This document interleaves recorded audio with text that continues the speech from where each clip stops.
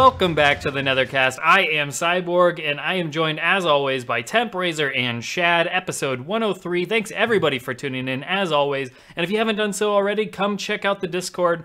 We have a growing community on there, pretty much talking Mortal Kombat 11 24/7, so come check that out. It's in our description. And thanks, everybody, for tuning in. This time, on this episode, we are going to be talking about Cabal and Devorah, and then we'll give you fair warning after we go through that stuff.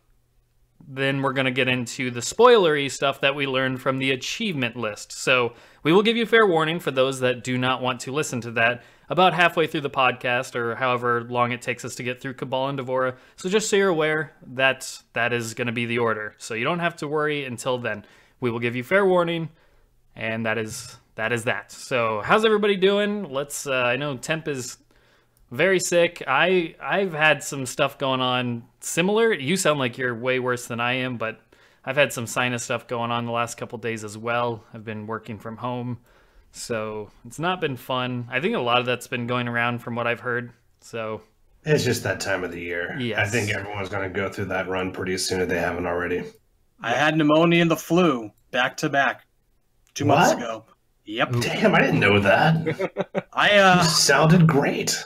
I do a pretty good job of hiding it. Well, that's why there was a big gap between Lost episodes, was because for a whole month we couldn't record because he was sick. Yeah, that was pretty much it. I don't remember that at all. I was in and out of the hospital a little while, but I'm okay now. And my breathing is better than it's ever been. Nice. Well, in a very long time at least. Don't worry, Temp. You'll get there. yeah, I mean, Sweet. let's just hope everybody gets better and we get through this damn wintry crap. I'm ready for spring already. And then you'll have allergies, so that's fun. But anyways, on any rate, let's go ahead and jump into Cabal first. So we first saw Cabal during the combat cast, and there's some bits of information that went along with that. We learned that we are not going to get a character reveal on every combat cast, which is a little concerning. And we also don't know how often they're going to be doing the combat cast because they just don't want to give their schedule away yet. The next one is next week. I think it's because Thursday. they don't have a schedule. That's fair. I mean, it's a little concerning that we're how many weeks away? They did seem to know for sure that there will be another cast next Thursday, and that they will reveal someone that time. They've always done it like this, though, to be fair. I mean, not that it's a good thing, but they've always done it, play it by ear each week. Like, they never said, we're going to have combat casts on this date, this date, this date, this date. They always do. So, I mean, sometimes we leave combat cast episodes when they don't even know when they're doing the next one, and they don't tell us until that week when we're going to get it. I think... So it is during crunch, and Derek is an actual programmer on the game. Right. So I don't think his schedule is open enough to say for sure, they're just kind of doing it when they have an opening. Yeah. They're playing it by ear, and then there's leaks or quasi-leaks, what seems to be every couple of days now, and probably worse going forward in the next couple of weeks. So they're going to have to really see what is optimal for them to reveal, what can be revealed, and what would be best to reveal. No. All of Here's what the things that we don't know yet. We'll get to that. Know yet. But let's start off with Cabal. So, Cabal opinions, thoughts on this character's design, the gameplay, everything, the fatality, crushing blows, combos. What do you guys got? We saw his Revenant form, we saw his unburnt form, and we saw his normal burnt form. What are you guys thinking of the redesign of this character from, like I said, head-to-toe design and gameplay? Are you excited, not excited, whelmed, overwhelmed, underwhelmed? I think, at least for me, the design, the art style side of it, I think he looks way, way better than MK9. Agreed. My favorite thing about Cabal has always been that his clothes kind of look like you could just buy them in an army surplus store. And the fact that he had a weird gi and a bunch of spikes on his body and glowing lines techno shit in MK9 kind of ruined that aesthetic. And so now they're back to it's just an olive coat and some khakis, and that's what I want. Yeah, it's kept a little bit simpler, more of a classic look. I agree with that, so I'm digging his Revenant form the most. What did you guys like between the three? Which one did you like the most? Go on. I like regular burnt Cabal the most. Like the outfit they had him in, where it was shirtless, with like a yellow like coat around his waist or whatever that was, tatters, wasn't really doing it for me. I'm hoping we can put unmasked Cabal's clothes on burnt Cabal, because then he'll look MK3. Okay. Chad? You know, I'm not actually sure that I saw Revenant Cabal. It's like the first skin. Yeah. Is it the first one, or is that like the default one? Yeah, his skin is gray. That's the default? If you look close, there are glowing red cracks in his arms. Okay. Well, that's the one that I'm kind of like really hard on for right now. Good. Because I figured that would like just be them kind of taking the burn thing to a new level, like all his skin was charred and black. But if that's his Revenant form, I can't complain too much. It's a noticeable step away from what it was in 9, I'll say that much.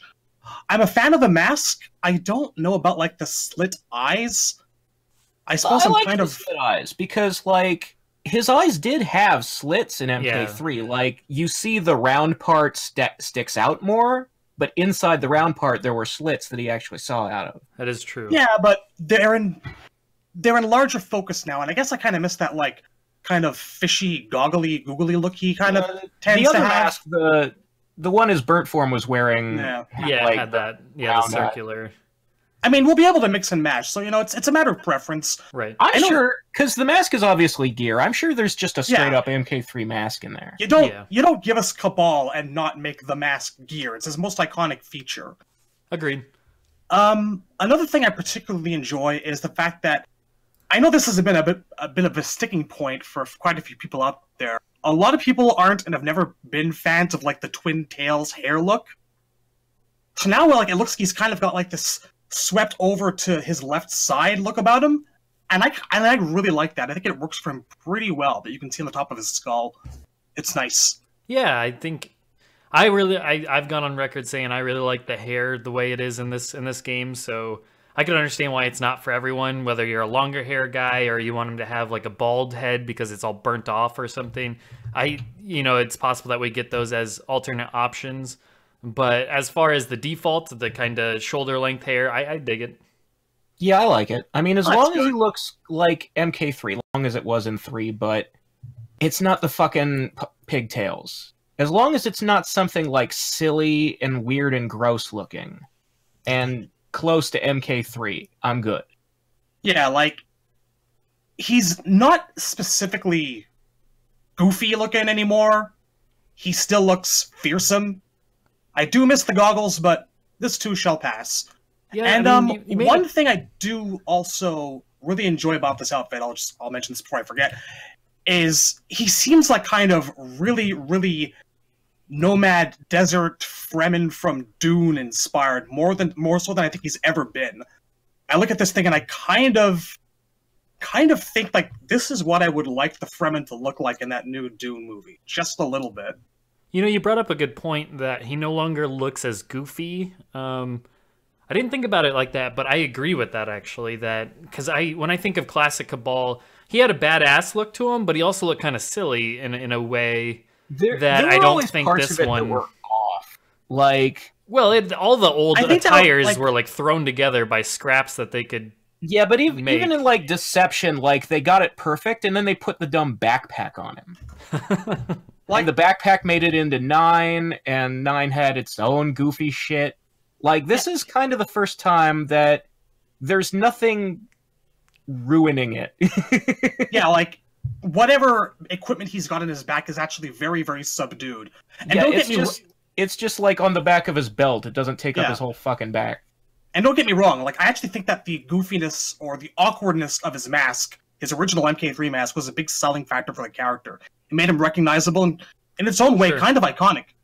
But he's got kind of this, like, rough desert fighter pilot look about him that I'm really, really enjoying. And there's, like, such nice detail, and his hook swords seem a lot more angular.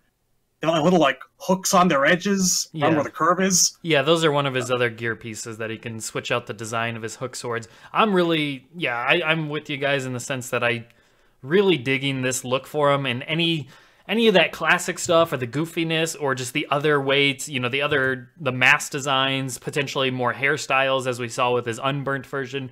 I think all of that's going to come in gear and other skins. We don't know how much skins they'll have, but we know for a fact that these characters are going to have a ton of gear. They've hammered that home a lot in the combat cast, and just we saw how it was in Injustice 2.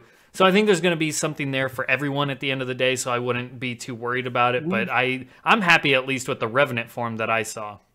Well, we've also, like, just in terms of, like, skin variations, like the main body, like the stuff that isn't gear, we've seen a bunch of Sub-Zeros that are, like, his primary with subtle differences. Like, there's the main one with the hat and the, like, logos on his biceps, and then I've seen some where the logos aren't on his biceps. I've seen some where the hat is replaced with a headband.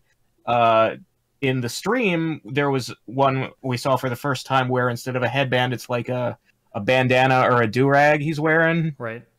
So just like little variations. Yeah, it's going to be like Injustice 2 where, unfortunately, this isn't how I wanted it to be, but we're going to get like what we did in Injustice 2 where they're going to have like 300 gear pieces per character once again, and it's just going to be subtle differences between things. So that's why, if your thing is, if you feel like it's just not quite there yet, I know Down Forality where it was feeling like it's close. He likes a lot of what he saw, but there's certain aspects that it's just not selling him correctly yet.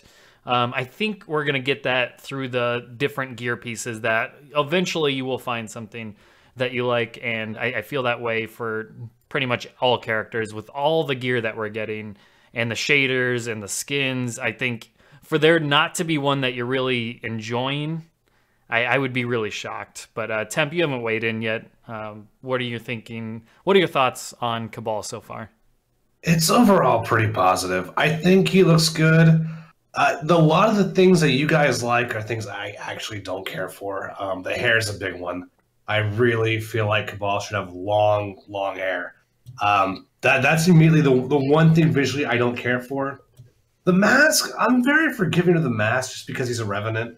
The mask can look like whatever Quan Chi wants it to look like. So I don't really... I mean, he's a Revenant. He technically doesn't even need the respirator, or maybe he does. I don't... That's fine. Yeah, I thought about that too. Like, it'd be cool if it's just like hanging off. Like, it's still there, but it's more like zombified that he just doesn't even need that. It's interesting. Like rusted. The fact that there's an unmasked skin, if mask is gear, that means somebody actually, like, equipped a no-mask mask, which means you could do that with any of his skins. Right. I'm sure we'll get, you know, maskless Burnt Cabal and Revenant Cabal. I would be surprised if we don't.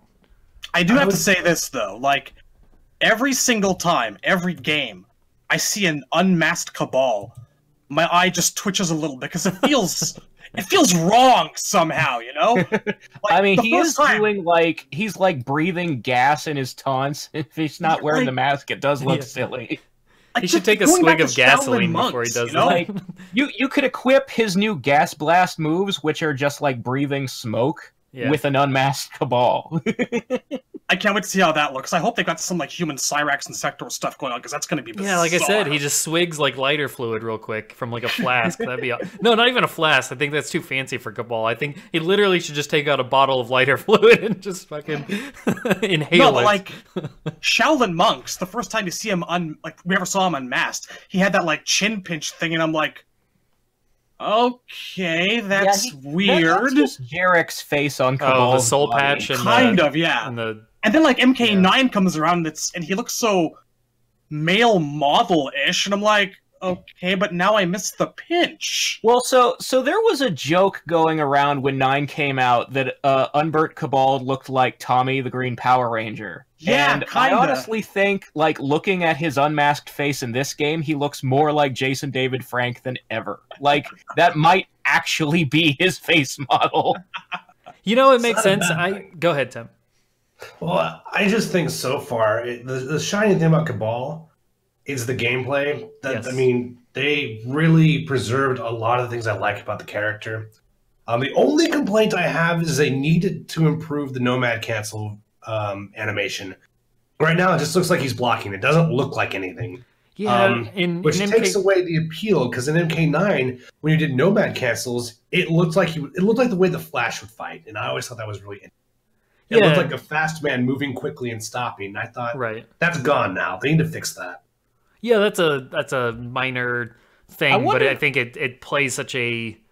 It's one of those visual things. Like, when you're playing a character, even though that's such a minor detail, but it's one of those minor details that can be a major detail to a person that's really into that character. You know, their style and how they do something is everything about that character. Even if it is just a small little animation that's, you know, just less than a second long, I think that does go a long way. I mean, that's if you're somebody that actually cares about the details, they say the devil is in the details. I completely agree. I know Down 4 was one of his issues was the dash cancel animation. It sounds like you and him are pretty much in the same page with the hair and the dash cancel being one of the biggest issues. So it's a little bit of the mask too. I mean, I like the weird like binocular looking eyes on the MK3 costume because it doesn't look like anything you've seen before. Like if you look at this costume, it's very obvious he's a Revenant. It's very obvious, like, evil mask bullshit. Right. In MK3, when you first saw Cabal, you have no idea who this guy is or where he's coming from. And I thought he was, like, half dead. You weren't far off, but, like, that's the idea. You weren't really supposed to know anything about him. That's why him looking weird and kind of, I guess, almost silly kind of fits into what he's all about. And then you beat the game and you find out, oh, he was Black Dragon, he was injured, so on, so on. So the mask, it looks a little too defined. I miss the weirdness a bit, you know? And the hair is just fucked. I fucking hate the hair. I hope we can fix that later. I'm sure you'll get the twin tails back and you'll be happy and everyone else will be sad. Sure. Or stay away from it. Give everyone pigtails. I'm done. No, you know what? I'm going to back up for old time's sake, too. See, yeah. Every single character is going to have a retro outfit for me. In MK3, he did not have pigtails. What he had was 2 slots in his mask where his hair stuck out. Right, which made he had just normal long hair. There's no reason to style it like actual pigtails. That looks awful. They were just kind of naturally forming. Here's the thing, all right? I'm a strong believer in we can all be happy here. Those of us who like the shorter hair, we're gonna be. We already got what we want. Those who like the pretty boy, you know, little whatever the heck that is, shaved sides and stuff. It's just.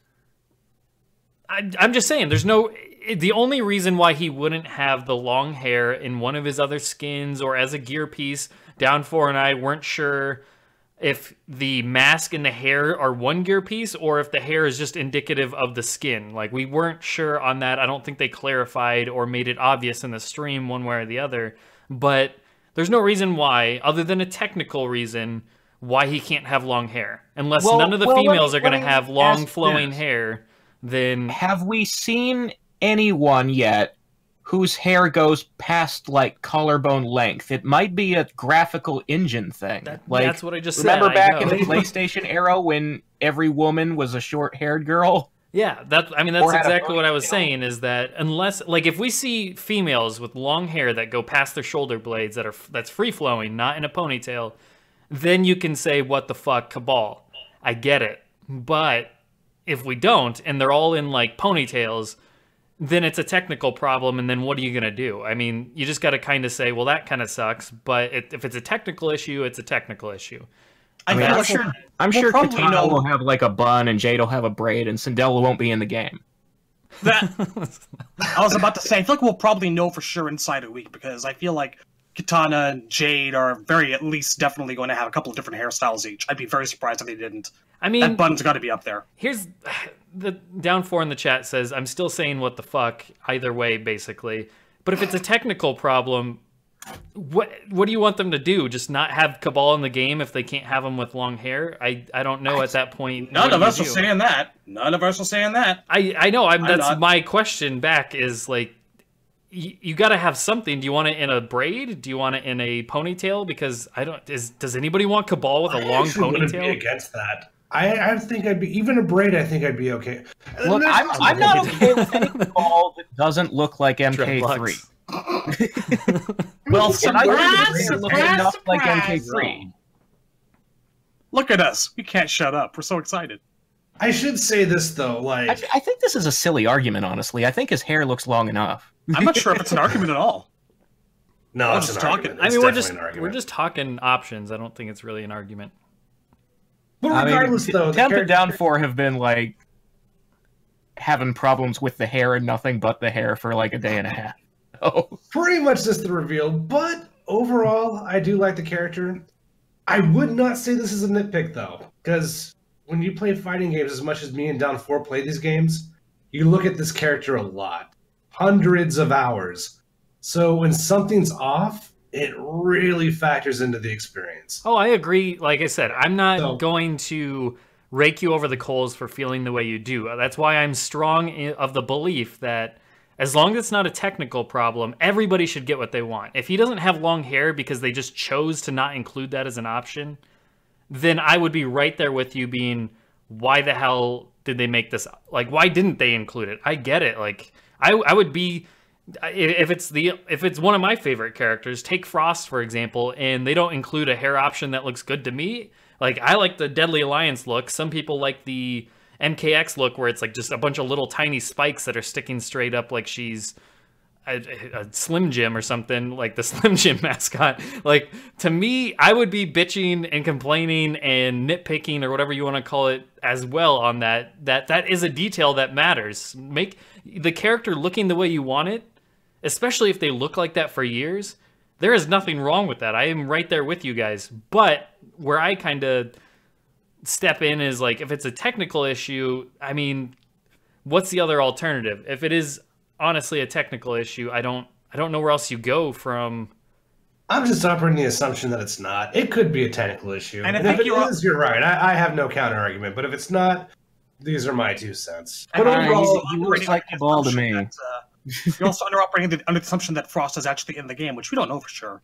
No, I'm saying my favorite, like the one that I'm wanting most. She's the one that, when I think hair, she's the one that I'm like that's the character that sticks out to me, that if she is in, I want her hair to look like it is in Deadly Alliance. I do not want it to look like it is in Mortal Kombat X, because I would not be happy with that. I would be doing exactly what Temp is saying, or Down Forality saying, where the hair does make a difference. So I get that. I'm just trying to make it clear that I can relate to that. It's just, and I think we all can with certain characters. If Liu Kang shows up bald and that's his only option, then you're probably gonna, or like with a little nice little comb over or something, you're gonna be like, what the fuck? So I totally... I haven't put up with the hair Liu had in 9, so... I would actually be really down for like bald, old school original Shaolin monk style Liu Kang. Okay, well, either way, there's an example I'm sure everybody can... Long, sexy hair. If you have Smoke, where Smoke only has the afro, like a legit afro, like in the select screen, people would be like, what the fuck? Now we're gonna get personal, are we? I'm just saying, we could all relate to it to some degree. I don't think it's a nitpick. I do think there is a legitimate complaint there, but I hope that everybody's happy at the end of the day, because that's what gear and skins are for. We're gonna find ways to make ourselves happy. Yes. Now, you want a real nitpick. Do we move on to special moves now, or do we have more stacks to talk about? No, let's go into the gameplay. Go for it. Okay. Why is the gas blast completely gone when he's throwing buzzsaws in the air? Like, they hype this up. Look, guys, we've made an incredible change. Also, he throws buzzsaws in the air now. He throws buzzsaws forward, he throws buzzsaws diagonally, he throws buzzsaws on the ground. He throws 1 buzzsaw, 2 buzzsaw, but there's no plasma blast. Well, now... And, like, I know how sub-fans must feel about the Ice Clone now. And I didn't think that this would bother me as much as it actually does. But it's just... You're serving the same purpose. To be fair, he can't throw them in the air anywhere near as fast or low to the ground as he did in 9, from the looks of it. That is fair. I suppose that, you know, character continuity is a thing for me, and I've come to accept in terms of aesthetics and visuals, MK is always going to change. Always, always, always. But there are always certain things that I feel like I can count on. And so this is like one of a few rare times where I'm like, okay, but now you're just tinkering for the sake of tinkering. I don't know. Well, and I don't think that like that taking the gas blast away from him which, by the way, I always looked at as a fucking ball of plasma, not specifically gas. But anyway. Yeah, they just started calling it Gas Blast in 9. It's always been like venting plasma, like it's an energy beam. It goes chew. That's a sound it makes. Gas doesn't do. But I figured, I don't know. I mean, this is where custom and this is my goddamn Gas Blast. That's all. I think with custom variations, this is a good example where it's going to be really important to have that available to everybody. Because you're right. I mean, I love his gameplay. He is my favorite character revealed so far, honestly. Despite the hair debate, I really think he's the best looking character to date. But yes, the first thing I'm going to do is get rid of all that fucking spin wheel shit. All that shit's getting thrown away. I'm going to start the Nomad cancels. I'm going to put in... I'll probably keep the air spin blade. I'll probably keep that, the air saw. But other than that, yeah, I want to trim all that off because everything else looks so good.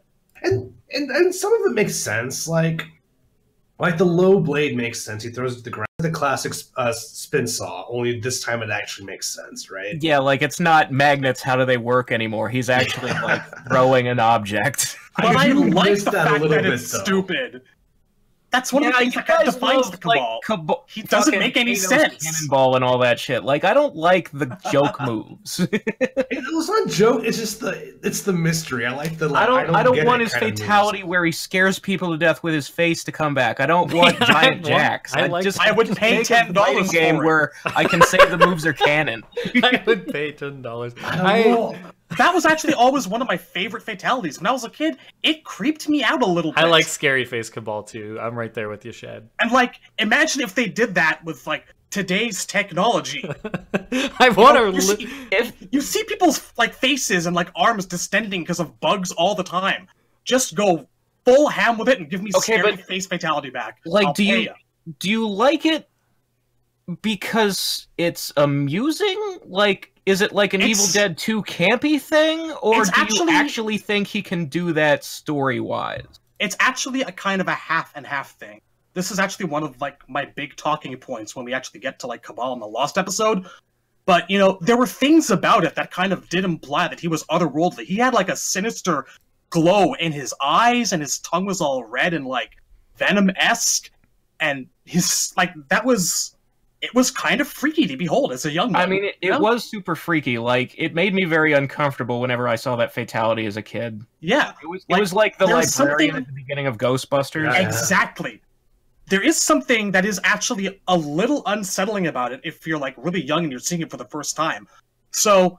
But for me, it was always, like, Jax turning his arms into blades and chopping you up. I'm like, that's not... He can't actually do that. Why do they make non-canon moves? No, like, it doesn't make sense, but I don't think everything has to or needs to or can make sense. I think it needs to make less sense, actually. I mean, were the early Nethercast, I don't remember what exact episode I said it, but I was hoping they'd bring that fatality back, only when the ghost falls out of the body and runs away, he outruns the ghost and gets in front of it and screams again, and the ghost falls over and a ghost comes out of that ghost. That's what yes! That's what I was hoping they would do, but we're not there yet.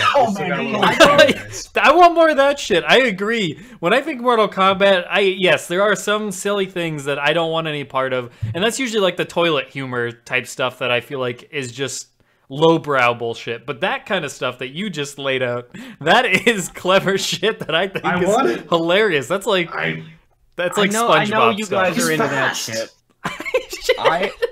I'm only into it when it's like in a box, like Friendships, where you can go, all the things in this category are just for fun.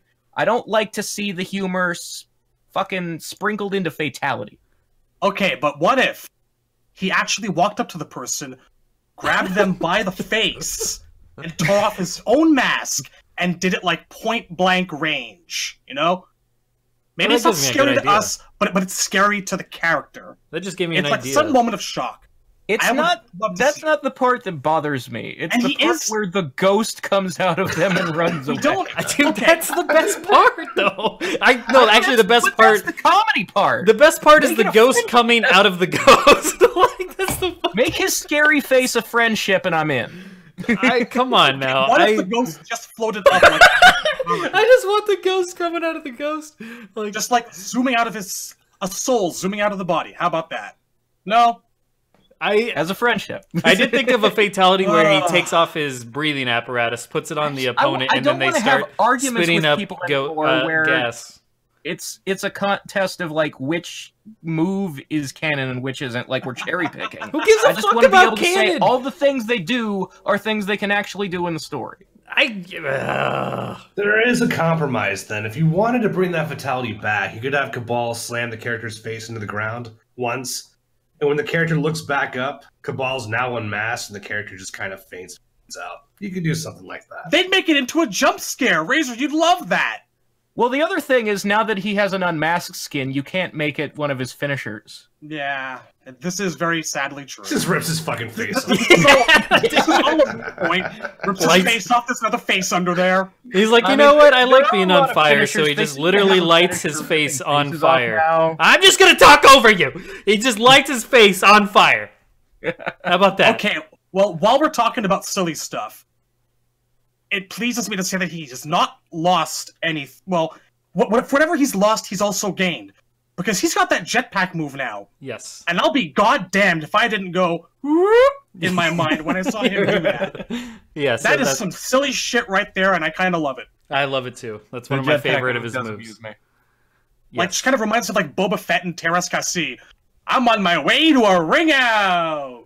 That move is...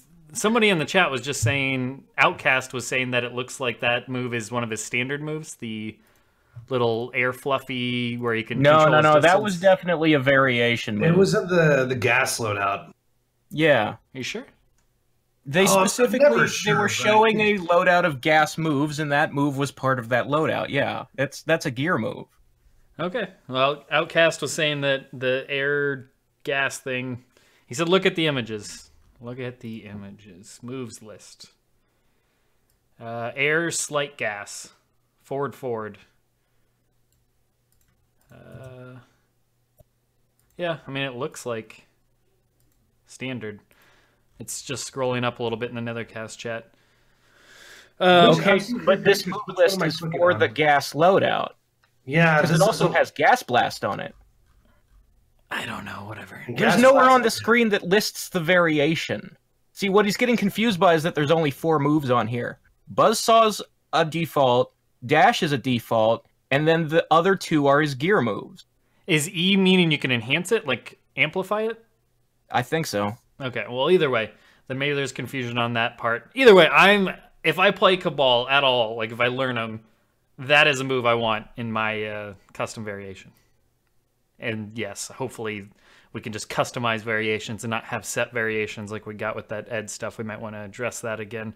We gotta keep fighting for that because we're losing momentum and people are losing interest. I think we've really got to push that on Twitter, Facebook. Just really let them know we want custom variations. And maybe the work's already been done. Maybe they've already decided, all right, we're doing it, but they haven't been super vocal on that. Well, Ed put out, I guess, an interview. I don't know when it was, but it was just recently because somebody was putting like screen caps in the chat about Ed saying that they're planning on making a stand. They haven't decided fully what they're going to do yet, but he talked about how they're leaning to do 3 standard loadouts, one of them that you can customize, he said, or add on to. So I don't know what that means. Like, That kind of confused me, but he said there was going to be standard loadouts because he wants people to be able to know like what they're fighting against. So it's that sounds like the Game Informer interview. I mean, we don't have to go fully into the custom variation thing again, but he also said in that same interview that all the moves will be dispersed between the 3 variations. So it's not like you're not going to learn how to fight certain moves. Yeah, he did say that there's not going to be any moves that are just left on the cutting room floor. At least that was what they asked. I don't know if he fully answered that question in that regard. But what does that mean? That there's not going to be any moves that are like left out of the base variations. Yeah, there's not going to be any like ability only moves. Like what Injustice 2 did. Going to show up in one of the 3 variations. Yes. It's not like Dr. Fate's homing fireball that's just never made its way into the main game. Yeah. Isn't that there are already more moves than can fit into 3 variations. For some characters, yes. So I don't know. Gears is the big example, because everyone's like, okay, Gears is a move that takes up 1 million slots. How are they going to put that into a variation? So I don't know. I mean, it would take more than 3. I know. I mean, we're agreeing with you. It's just that's what he was implying in that interview. Unless he got, it's like he didn't answer the question the way they asked it. They were asking whether there were going to be any moves that were custom only. Basically, you only got to use those if you did a custom variation, not one of the base variations. And then it sounded like in his answer that it was, if somebody wants to repost that, by the way, that'd be fantastic. I don't know if anybody has that offhand. Rumblefoot just brought up a good point. 16-bit said more moves will be added later on. Yeah. I think I kind of remember that. So there are a couple things I want to say. First of all, I'm not sure that it matters unless, like, you are a tournament player and you're like, man, I really like this move, but they didn't release a variation for it, so now they won't let me use it at tournament. That's your problem, bro. I don't care. Yeah. Busy single player, bro. If anybody who's new to the show is going to find out very quickly that I have very little respect for the FGC. Does the casual lose anything by the tournament players having custom variations, though? I just feel like there's not a have 3 variations, and you decide you're not going to put a move in the game unless you can fit it into one of those 3 variations. Well, no, that's not what they were saying. And also, we can't just take Ed's response too. We gotta take Paulo's response as well. Paulo said that some characters may only have 3, other characters might have 5 variations in tournament. We don't know yet. So it's possible that if Garrus's move can takes up like 1 million slots, that may just be a 4th variation too. So I don't think there's going to be like a cost alternative for casuals versus competitives here. At least that's my understanding. Well, I hope not. The other thing I want to say is actually going back a little bit, as far as like leaving the gas blast out.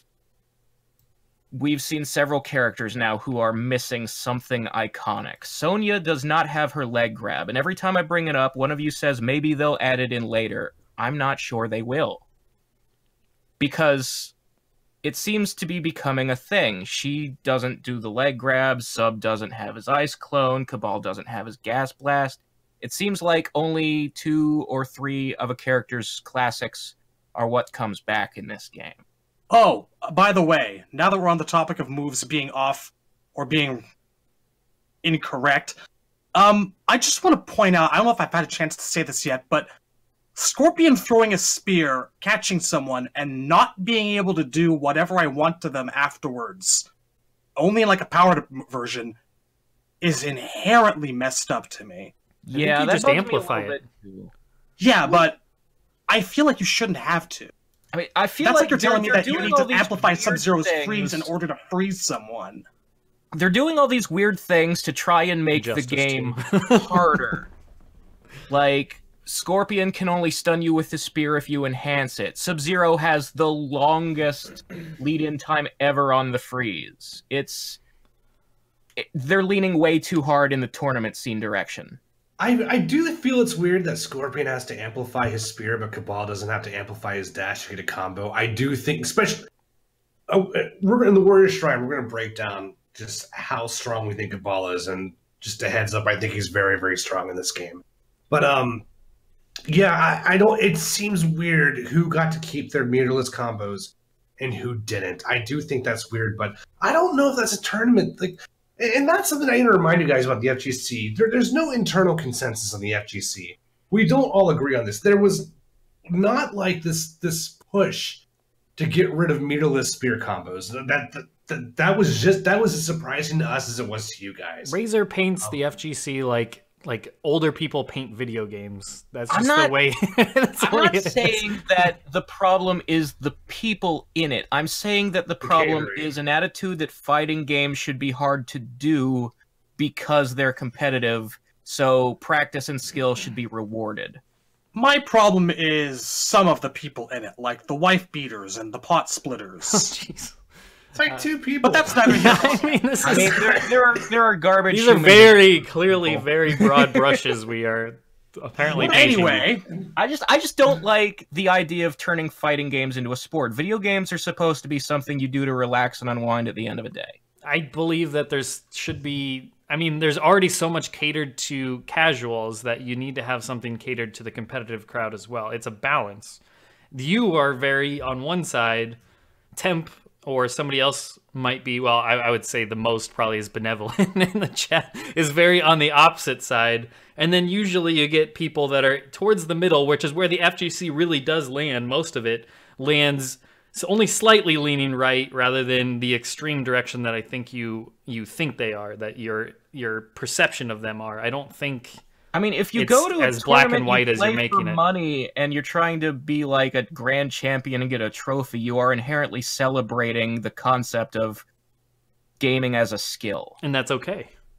I disagree.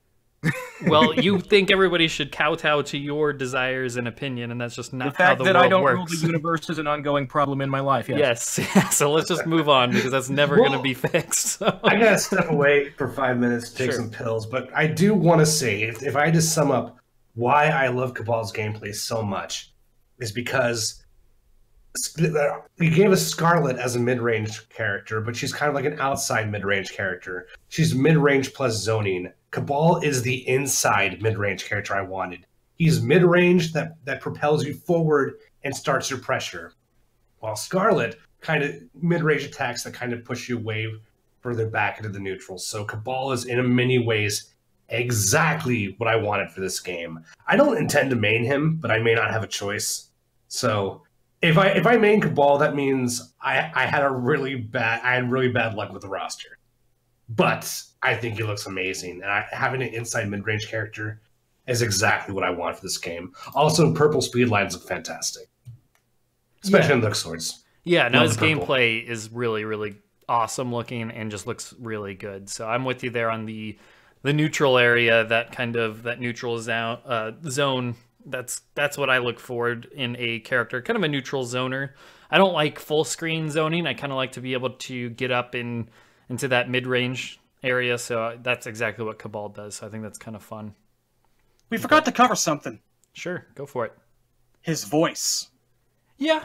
That's been a bit of a point of contention back and forth. Also, Razor, when you mute your mic, do it on the Discord app itself. Like, we hear like a loud button being pressed on your mic. Weird. Like the actual microphone. We all use the same mic, so it's that ginormous button makes a loud noise. Anyways. I've never heard it on the playback. Well, do it right now. And then do it again. The button or the... Mute yourself and then unmute yourself. With which button? The giant button. I'm just showing as an example.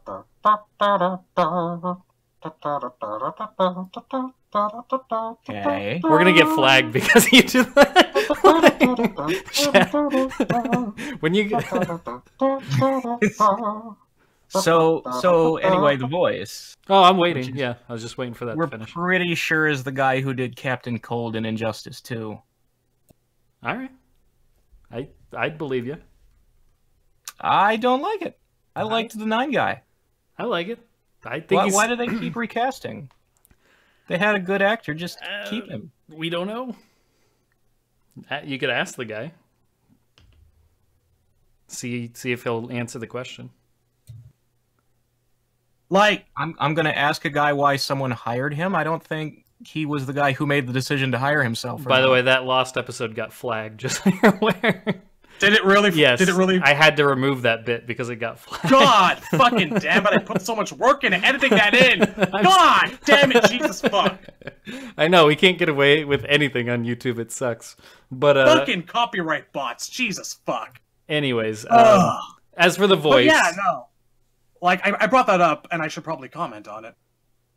I mean, it's okay. I guess the higher pitch is more in tone with, I suppose, the original Scream. Like, I could see the higher pitch coming, but I was really used to the 9 voice, and it felt perfect. So, I mean... The 9 voice sounded like a guy who'd had his throat fucked up. It was a little gravelly. Yeah, I enjoyed it. I mean, shame. We'll have to move on, but I can work with this. I mean, I don't hate it. I like the other guy better.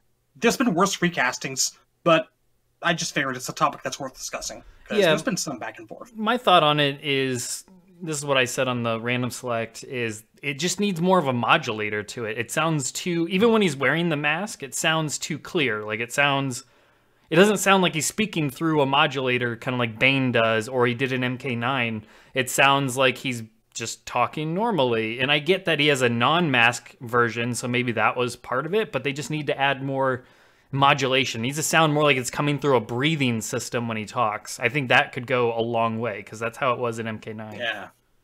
So, I mean, I don't think it's the guy. I just think they need to add more effects to it. Add more, muffling. Me, Cabal. Something like that. Now we're going to get a copyright strike because you sound like Darth Vader. Yeah, exactly. Wonderful. What have you done? We're going to get like 20 copyright strikes from us making noises. The guy that from Police Academy is going to think we're taking his shtick too. So it's just, we're damned either way. Guy hears cops outside, calls his lawyer. Boy. I do hope they add more reverb or whatever it needs to be to make the masked voice sound more different from the unmasked voice. Yeah, bit of a breathing filter. and breathing noises. I mean, that's what air being decompressed and compressed and all that. Like that's what I want to hear with his voice. That's what I think of when I think of Cabal. So I would like to see that. But I mean, the voice itself, like I said, is not the problem. It's just add some modulation to it. Really spice it up a bit. He is, at the very least, still fiddling around with gadgets like mid-match, so they haven't forgotten. Yeah. Which, again, is funny when you're playing the unmasked skin. What does he do, tweak his nipples? What? No. Please. No. Yeah? I don't think it was his nipples, no. Okay, well, I mean, yeah, that was his voice. Any other gameplay thoughts? Temp weighed in on really enjoying it. I think his gameplay is solid. That's the least of my concerns with Cabal, is his gameplay. I'm honestly, I dig the character overall as he is, even if none of these changes that we're hoping for with like the dash cancel animation, his hair, getting more options for his hair or his voice or whatever being changed up. I'm still very satisfied with the character. I would still learn him. He's on my list. I don't think I would main him, but he's on my list at least of characters that I'm interested in learning because he just looks awesome to me and he looks like fun to play. So, good. We haven't brought up a few things. I'll let Shed go first. Well, briefly, did you guys notice he's actually got the Black Dragon logo tattooed on his arm? I did notice that. I just thought that was a really cool touch. His costumes were a fucking cop. I was pretty happy with that. Yes, that was an interesting episode of Halloween that we had going on there. Trying a little bit too hard to make him relevant to someone else, but I want to get into that, but again, I'm letting you go first. That was basically it. I mean, aside from like the crushing blow and the fatality, which we get to discuss. Okay. That was like my only major point because I like when they're like little references and bits of world building like that. Like the notion that people would actually have to enter the Black Dragon and get the logo tattooed on them somewhere, like they're Yakuza. In Defenders of the Realm, everybody but Kano had a dragon on their face like Dagon and Taven. I've always maintained they pull a lot of their inspiration from the media that they're inspiring. Wouldn't surprise me. So yeah, like I wanted to talk about like the story mode implications of young, unmasked, unscarred Black Dragon Cabal. Oh, I know where this is going. Because, so first of all, like I'm super happy to see that because that's the Cabal that we were told he was in MK3 before it was scarred. None of that cop shit ever happened in the old timeline. That's the Cabal I know. I'm really hoping that like they skip that somehow, like 11 retcons it so that he went straight from Black Dragon to the scars. But I also think just having a playable unmasked Cabal skin in the game and the possibility that we will see or play as that in story mode is really interesting considering his moves. Like, in MK9, he didn't have any superpowers or gadgets or nothing until after he's scarred. Like, his super speed was supposedly an accidental side effect of Shang Tsung using magic to heal his wounds. But if he can run fast without the mask, first of all, I think that's way cooler. And also, I'm really excited to see how they explain that retcon. He does actually say to Sub-Zero in like one of the quotes, to Scarlet, he's like, you must have a strong heart. And he goes, I have to run this fast. So there's not just magic behind it. He actually is exerting some effort. So, I don't know, we'll see. I would love a retcon where Cabal was like born with super speed, because like there are people who just have powers on Earthrealm in the MK universe. That's everybody the Lin Kuei recruits. Gotta go fast. If you're not first, you're last. That doesn't even make any sense. I was high when I said that. You could be second. You can be third. Hell, you could even be fourth. Oh yes, and I also want to point out how refreshing it is to actually have a Revenant like on the roster screen for once. Unlike the lies, the beautiful, quite intelligent, frankly, lies we were fed in MKX. Just thinking back to that select screen, just having Liu and Kung Lao and Katana as Revenants there in open honesty would have added a little bit of flavor. It'd still be mugshots, but there'd be a little bit more flavor. I do like Liu Kang's non-canon costume a lot, though. I am kind of glad that one made the select screen. Yeah, I'm fine with non-canon costumes, though I like the idea of Mortal Kombat 11 having the actual Revenant versions of them on the select screen. I think it should be the opposite of MKX this time, where we get the Revenant on the select screen, and then maybe they get unrevenanted sometime during the story, and then I mean, the thing about the select screen in X is that's a trick you can't pull twice in a row. People know. Yeah. But yeah. Anyways, any other thoughts on Cabal's gameplay or any of that stuff before we get into? I guess we could cover his crushing blow and his fatality, which were pretty hype. So yeah, those were both rad as hell. So okay, his crushing blow, he zooms in from behind the opponent, so you can pretty much use him as an anti-zoner, like, to the best degree. So as soon as somebody presses a button, you're fucked, and he's just gonna run up behind you, slashy, slashy, slashy, slashy, slashy with his hook swords, which looks badass as hell. And then he just basically, like, he impales you with both of them, raises you up, then slashes outwards on each side, and then brings it up through your chin, like underneath your chin, and hooks it through your mouth. Looks awesome. Slams you down over his head. Looks brutal as hell. I thought that was cool. And then his fatality was he hooks you by the leg or the ankle, and then he just starts taking off, drags you. Everything's blurred.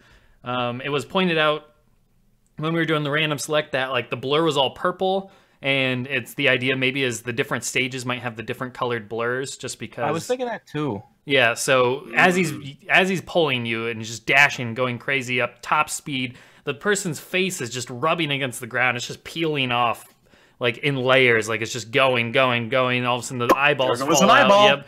And then he tosses him up in the air, going at that super speed. Then he comes from the other direction, holds up his hook sword like you cannot pass, and then bam, they get split in two. And I mentioned this before. My favorite part is that they get split in half in the way that I don't think we've ever gotten. They get split in half the other way, where both of their arms are still intact on each side. Yeah, it's down the ears instead of down the nose. Right. So it's just creepy as hell. Looks awesome. Even after like nearly 30 years, it's still refreshing somehow to see someone get mutilated at just a different angle.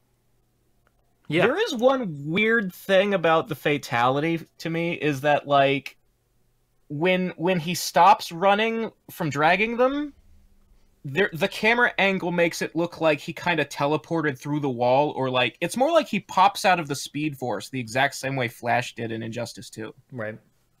Like, so apparently that's like he can run fast enough that he actually gets into the Speed Force. Pretty much, yeah. I mean, I wouldn't be surprised if they just pass him off as a speedster now. Both universes have crossed over. I guess if they would like just leave it part of the implied DC multiverse now. If it's implied and not like dwelt on, I'm okay with it. Yeah, no, agreed. I think we're there at this point. It makes sense. Might as well go all the way with it, and it looks badass as hell. As Smokeman said, that's easily the best fatality he's ever had. I think it's very creative and refreshing. Just looks good and well animated. Like everything just looks fantastic in that. No complaints whatsoever. I think that's just probably the coolest fatality we have in the game as a whole, in my opinion. I think it's just really, really well done. I still like Scorpion's where he like cuts you in half with the red hot spear the best, but this is a close second. I'm waiting for the dialogue between Kano and Cabal where it's like, how long ago did we meet, bruv? When you stole my treadmill. The whole treadmill. All right, well that's... The whole fucking cosmic treadmill. That's Cabal, so we covered Cabal, and let's talk Devorah now. So this came as a surprise on the Xbox... Oh wait, hang on. One more thing. Just for the fatal blow, not the crushing blow, it's fatal blow now. Sure. It is just so very, very right that the tip of the hook sword comes out under the chin, through the jaw, through the mouth. Christ, that's satisfying for some reason. It's a good hook. I mean, it makes sense. He hooks you like Seriously. a fish. It works. I do think even though I love the fatality, I wish it didn't slow frame on the meat halves. That is a little... I don't have the stomach I had like 10 years ago, so that's it looks like raw bacon. It looks straight up like raw bacon to me. It freaks me out. I mean, that's how they all do now. I don't think they could turn that off for one finisher. Man, I don't want to... I hate to break it to you, man, but... There's no win pose anymore. They just freeze on the last hit. It's not... I mean, it's still cool. It's a me thing. Like, I get it. It's not going to get any better, Temp. It's just going to get... You know this, and I know this. It's not as bad as Baraka's face rip, because you have that weird, like, puffy meat face. That bothers me just a little bit more. The meat halves are also pretty... Yeah. Well, that's good. Speaking of things that bother you. The ripped off face, the meat underneath is very bubbly. That's a good transition, though. Talking about things that bother Temp. Bubbly meat.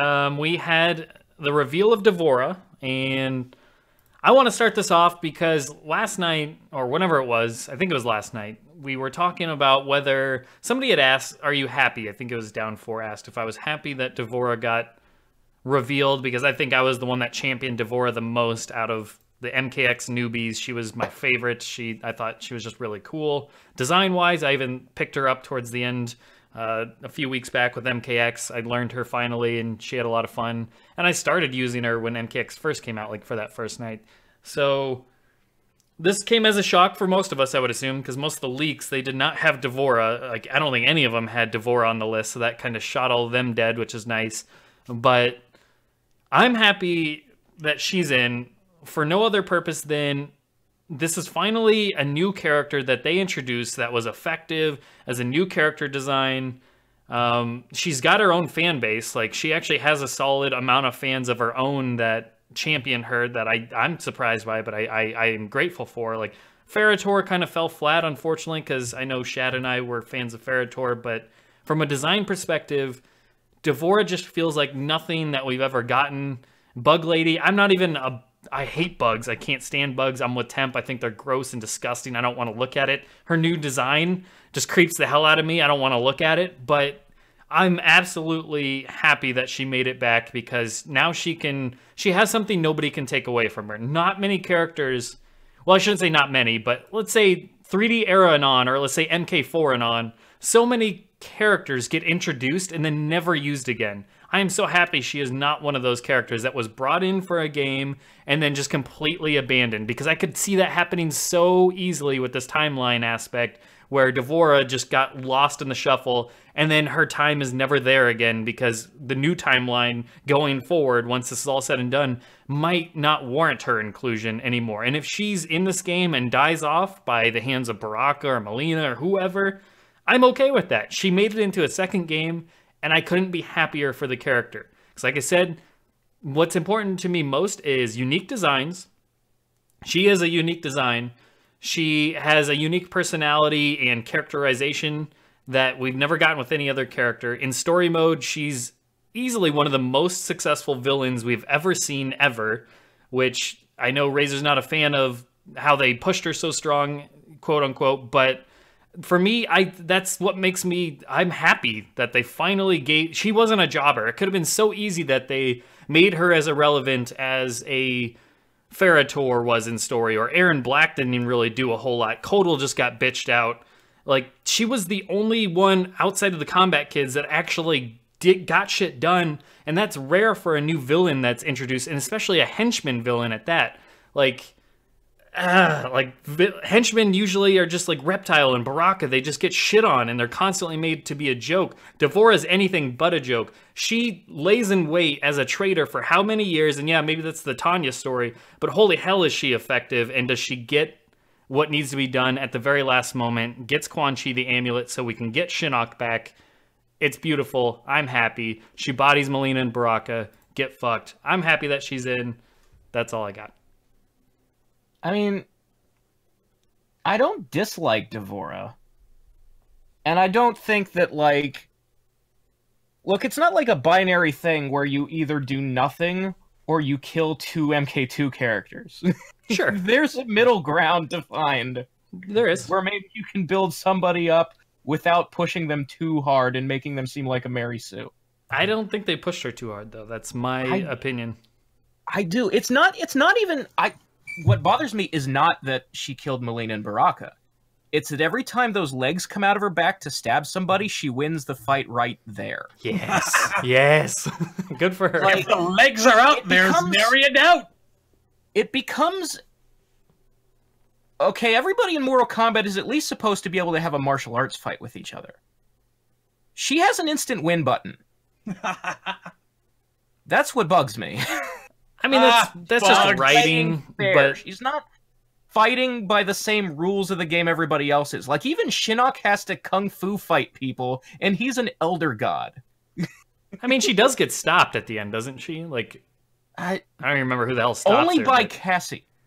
Well, Cassie's the the better pushed person. Yeah, that's the problem. The only thing that can beat the Mary Sue is the other Mary Sue. I mean, it's all who they want to do whatever anyways. They could have wrote any character to do anything. That it feels too engineered, that you can see the strings being pulled. Like, writing should be more subtle than that. I feel like the term Mary Sue has been vastly abused, because initially a Mary Sue was a self-insert character. And if anyone there are layers to it. It's not always a self-insert. What it is, though, is it's always a character who was created by, like, a fan fiction writer, somebody who didn't create the property, and the character doesn't feel like they fit the universe. Like, it's somebody who seems different from everybody else because they stand out more, they're not playing by the same rules, there's something wrong about them, and it's usually because they were written by a 14-year-old girl who is identifying as the character as she writes it. And see, I don't see any of that here. Like, me neither. Overpowered is the word maybe we're looking for. Forced maybe, but I personally don't have a problem with her. MKX is written by people who don't write Mortal Kombat stories, and they're trying for the first time, and their stuff doesn't quite fit the universe. I don't know. But I still like it better than 9. Well, clearly. But I was and still am of the opinion that pretty much the entire MKX roster of newbies fit this universe pretty damn well, and Devorah's in my top 3. I don't know. They seem off to me. It feels like an adaptation. Like I've said before, it feels like an episode of Defenders of the Realm. I've always wanted a bug person in Mortal Kombat. There's something off about the new characters in MKX. And the fact that the story's about them. No. Yeah, I don't agree with that to the point where it's pushing guys like Sub-Zero completely out of the story. I mean, go ahead, people Sean. loved Aaron, but he just stuck to the background. Yeah, Aaron was fine. Kotal was fine. Ferritor fits the universe. My problem is Devorah and the kids. So if they're just like completely shit on in story, they fit the universe? Is that what we're getting here? And it's aesthetic thing, first of all. Like, so Devorah's aesthetics fit the MK universe, but the fact that she's written as Evil Cassie, basically, is what doesn't work. But that's what I just asked, is the ones that get shit on in story, you said fit the universe, but Devorah doesn't fit the universe because of story you're making reasons. It a binary thing. I don't understand what you're saying. Like, what I'm saying is that it's a combination of many different elements. So if she killed one less person, she'd be okay. No, she could still kill Melina and Baraka, just not stab Scorpion and Jin in one hit. I mean, it's just your problem's with the writing, not the character, though.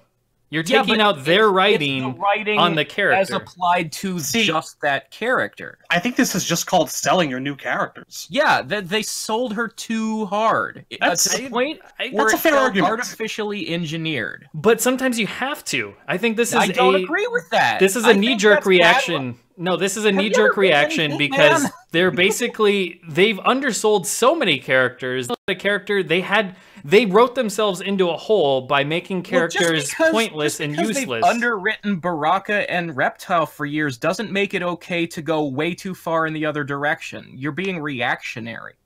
Well, I just want to interject real quick here. As someone who doesn't like Devorah, no one asked me if I was okay with this character. They just put her in the game anyway, right? So I have to watch her kill Baraka. I have to watch her kill Melina. I have to watch her get 40% of the fucking screen time in the story mode. And she turns Netherrealm.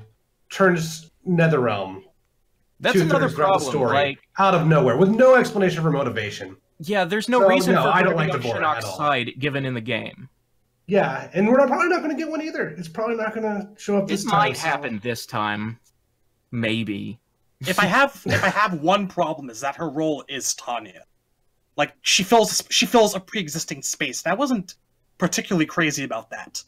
Minus the insectoid aspects, you could just take everything that she did in MKX, flop it onto Tanya, and there'd be not that much of a noticeable difference as to MK4's original plot. I mean, specifics aside, her role is there. She's an ally, and then she backstabs someone, and then she fucks off. In a very simplistic manner. That's it. They did That's my explain only real it in problem. the ending down 4, but I'm just going to concede this because everyone else hates Devorah, so just let it go. No, I don't. Hang on. I'm not done. Like I said, I like her. But it's not, things are very, very seldom perfect. And I'm happy she's back. She's not my first choice, like my third or my fourth. But I, too, am really happy to see them finally stick to their guns and keep a new character running for more than one game in a row. That does not happen all that often. And I'm going to actually talk about her new aesthetics a little bit. It is weird to see her without the cloak. Although, gear, so I'm not going to dwell on that at all. We haven't even gotten into that yet. That's a big deal.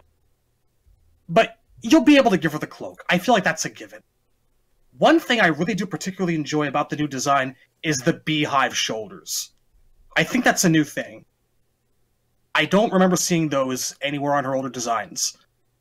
Like, it's such a wonderful kind of... What's that horrible fanfiction-y alien race that was in Star Wars that killed Chewie by dropping a moon on him? They had, all this organic armor and stuff, and looking at her now, I see, the organic armor aspect, especially on her shoulders, and I find it really enjoyable. And her legs actually seem to be composed of liquid now. They look a lot more like fluid this time through.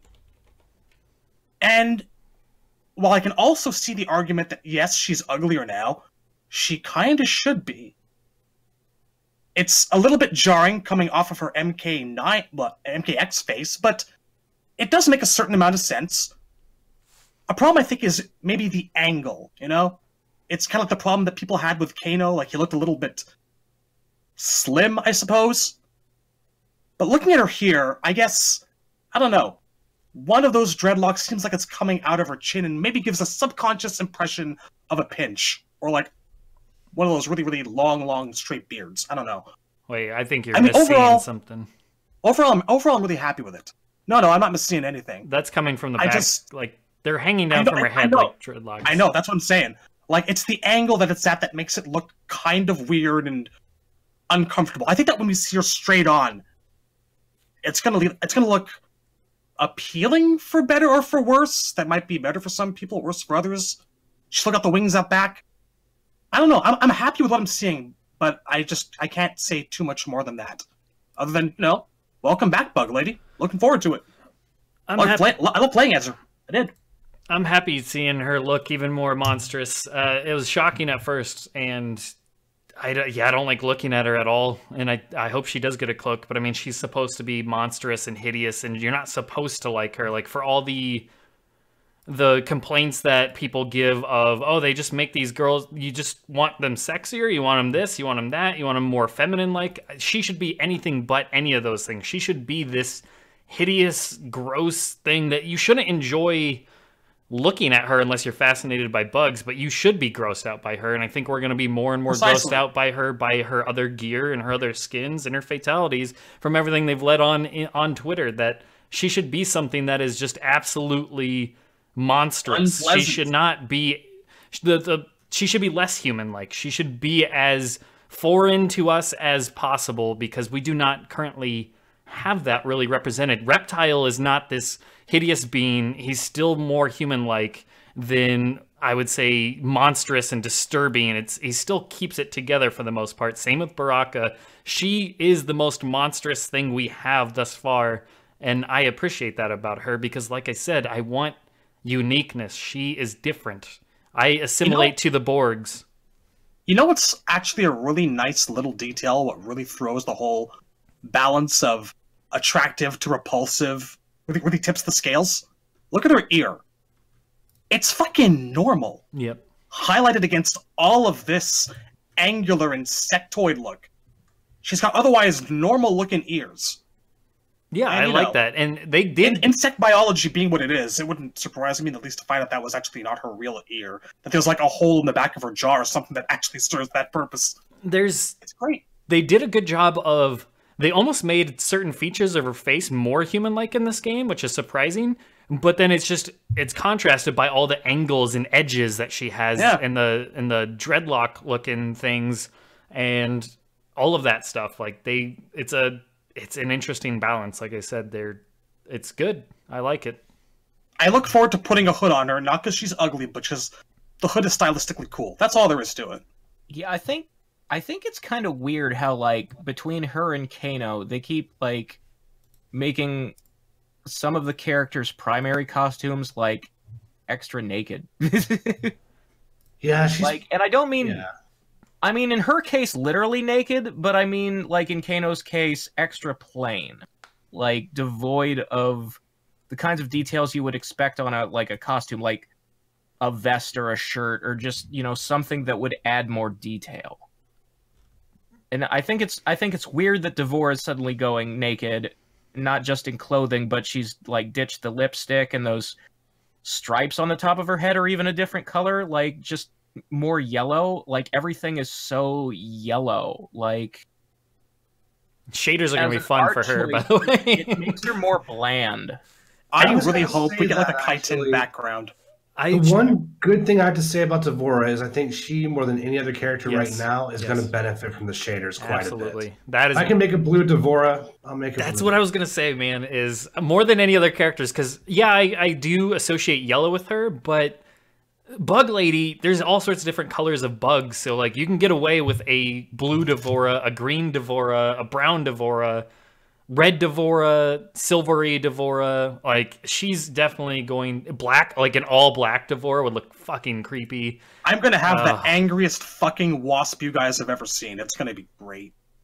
So, yeah. If you ever watch, so we're thinking the purpose of Devorah in this game is to force you to use shaders. Is that what? No, I don't think they're that silly. But well, I mean, to be clear, like, I regret saying anything bad about MKX Devorah because I didn't realize this was on the assembly line on the way. All right, guys, let's strap in. I know Tim wants to talk about this. No, I mean it's not too much. No matter what they do to Devorah, I'm never gonna like bugs coming out of orifices. That's really my big problem with her. That's good, though. It's not for me. Like, you're not supposed to like that. I think that's it's supposed to appeal to your horror. Yeah, it's supposed to be hideous. You're supposed to be like have a hard time looking at her because I don't think she's supposed to be a pretty character. I think if anything, they would feel like they probably didn't do their job if they made her more appealing than she's supposed to be. She's supposed to be this hideous monster, and they did it well because how many horror villains can you name that are just god awful to look at? The most horrific thing in Mortal Kombat, and that's a job well done in my opinion. I would say Double has her beat. Double from Skullgirls is probably a better example of the monster done right in fighting games, but I won't even play Double. Double grosses me the fuck out. Generally, I don't play monsters. Like, even MK2 Baraka was too monster for me. I never used Baraka in MK2, even before MK3 came out. Never touched Baraka. Just not a big monster guy, you know? I think one reason why I like Kentaro so much is because, yeah, he's a monster, but kind of a cat, so it's cool. So we got some people in the chat mentioning that they gave her breasts. Guys, you got to realize those aren't actually breasts. Those are shells. If anything, that's to fool you to getting closer to her so she can fucking pump you full of bugs. That's why she's fucking disturbing, dude. And I love it. That's what you're supposed to be. It's supposed to. She's a siren. She's there to completely fool you. I don't think anybody is being fooled into getting closer because she looks slightly feminine. Dude, she can probably change her color to all be like, all look fucking normal, to look like human skin. So all of that shit looks. There is no way at this point with all the weird green gluey shit between the seams. Bro, you throw a cloak on that, she can get away with a lot. You don't know. Insect anatomy is largely based around that world. And there's more than just humans out there. She can fool other creatures that might be into that sort of thing. I guarantee you the purpose of Devorah's body is not a honey trap. She's just presenting as female because... Okay, so first of all, her species are like living hives. They don't actually, like, mate. There are no genders. The only reason she looks kind of female is because the bugs inside her built their hive in a feminine shape because in the bug world, the leader of the hive is always a queen. All right. She's exactly like the bride of 9 spiders in Iron Fist. There's nothing but insects in that. Yeah. That is a shell. She's spiders, man. Yeah, that's not flesh. Literally, like it's Peter Parker. Insect camouflage in nature is largely about having things that look frightening or scary, but they actually don't serve any purpose. They're just like eyes on a back, you know? It's there to fool you. They actually don't have venom. And look, the fact that she's ugly doesn't bother me. That's not my complaint. I just think she looks too plain, that she should have more, like, stripes and bits of, like, black on her for color contrast. I do like the combination as well. I gotta shout out $500 sunglasses in the chat. He said Bo Raicho on a bender might fall for it. Oh, Miss Bo Raicho like it, bug lady. I lost my medallion on the dock, and apparently my willy. Ho ho ho ho! I am full of bugs now. Oh shit! But no, and seriously, that is why in this universe Shujinko retired. Honestly, she's not a character that I was pulling for to come back. Mainly because I'm hitching all of my wagon, I guess, to the old favorites that weren't in X, basically the ones from Trilogy, the ones from the 3D era that are the cream of the crop. Those are the ones I'm really pulling for. I wasn't pulling for Devorah, but like I said, I'm very happy that she is back now that we have her. I'm not complaining. I don't feel like she's a waste of a slot. I think she's a decent slot. We can get into waste of a slot later. Very, very, very few characters are actually waste of a slot. I mean, there's not a lot of characters. You can make meat cool if you wanted to. Like make. Yeah? I'm going to come across the border implying meat is less than perfection. Meat is the new math. Meat is the equation. Meat is the answer. Meat is unstoppable. Meat is hard. Meat is strong. Meat. I just want to get like a Stridex pad and just wipe them down. It's too moist. I don't like it. Be the meat, Temp. Be the meat. Throw peroxide on them. You know there's a meat inside each and every one of us. It's true, yeah. That's the best under the skin. That's the best part of being alive. That's the best part of life. Every morning I wake up down deep and feel the meat. Your inner meat inside you. How deep is that meat? Only skin, my friend. Okay, only skin. Only skin deep. All right. Got it. So are we done on Devorah talk? Do we cover Devorah? I made my piece.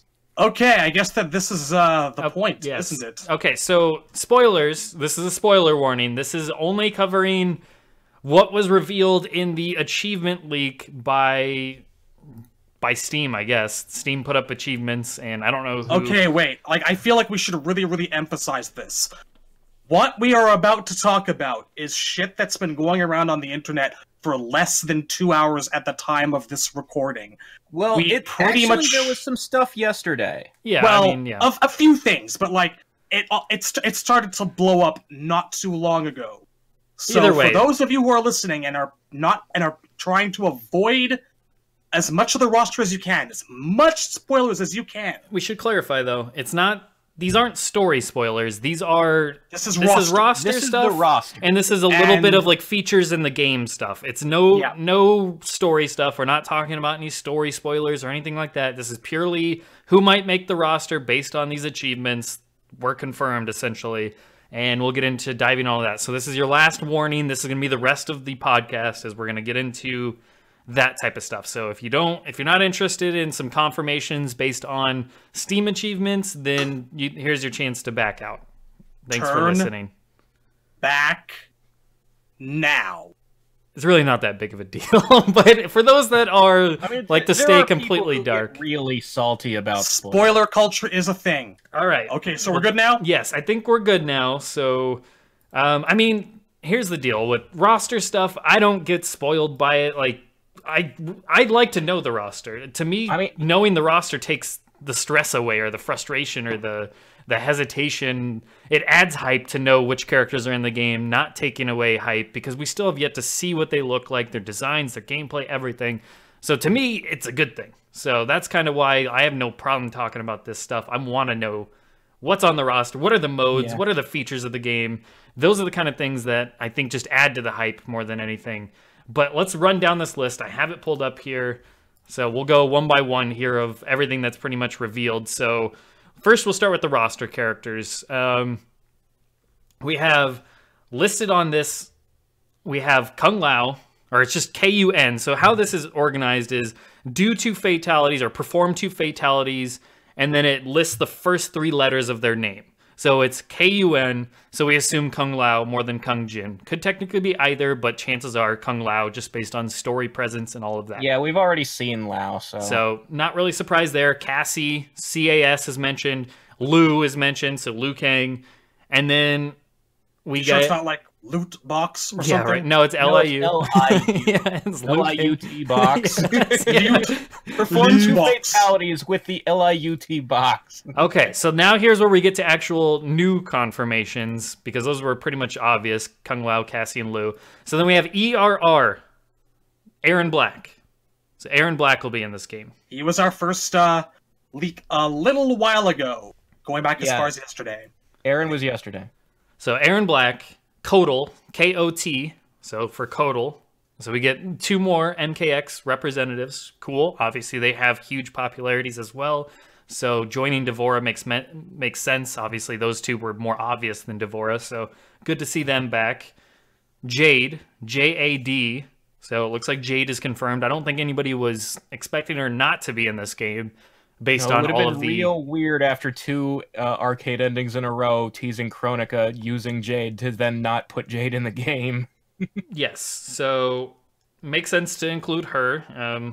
No surprise there. Great to see her, though. J-A-C, so one can assume Jackie? Probably Jackie. Yeah, I can't think of any other, unless we get a character named Jack something, but Jackie is back, so we get Jackie to join Cassie on the Combat Kids side.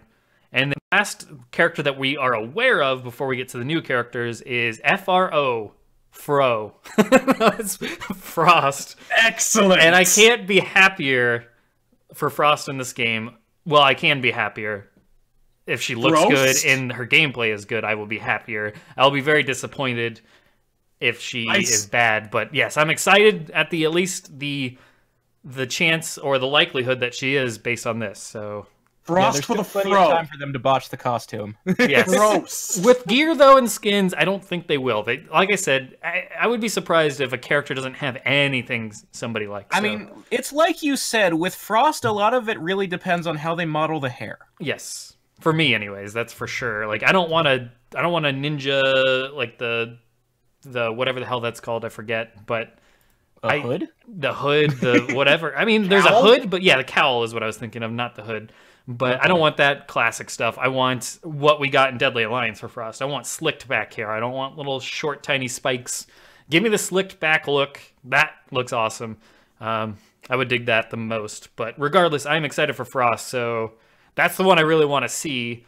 Now, we also have 3 new characters that we can assume, just based on the 3 letters, that none of them match up with the current character in the Mortal Kombat roster or series, is CET, not sure what the hell that is, TER, once again, not really sure what that is, and KOL, which there has been some rumors about a collector, so maybe it's that character. But other than that, we don't know anything about those 3 characters. Yeah. So we have 3... there's been some leaks out there on like Reddit and places like that about a guy named the Collector. Yeah. So that's kind of the only one we can guess at, I think. Yeah, the other 2 unless were... TER is the Terminator. We've seen people telling that joke. No. Supposedly... I don't think any of these are DLC, so a guest character is probably not in the running.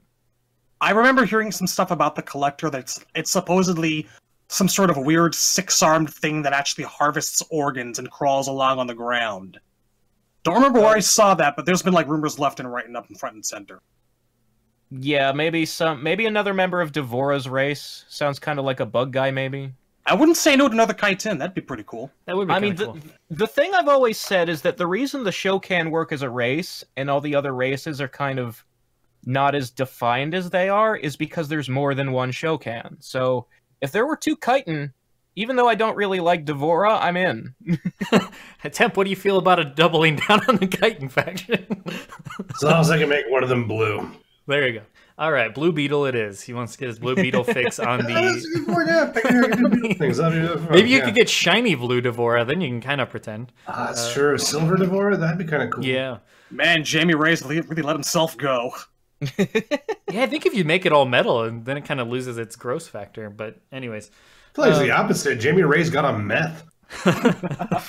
So yeah, we don't really... Salts. We're not really don't sure. Do them in Outworld. I don't think those are code words. Fremblefoot asked if those could be code names. I don't think so. No, I think based on all the other characters... The first 3 letters of a name. Yeah, I think based on all the other characters, it makes sense that these are just the first 3 letters of their name. I don't see why they would change up. API names. Do we know why they're formatted like that on Steam? Well, it's because there was the site that they are from is not directly Steam's site. It's a site designed to data mine Steam. Yeah. Is this not through for collecting analytical data? Oh, yeah, yeah. So that's really strange, though. I mean, this isn't the first time somebody had asked, "Could this is this real or whatever?"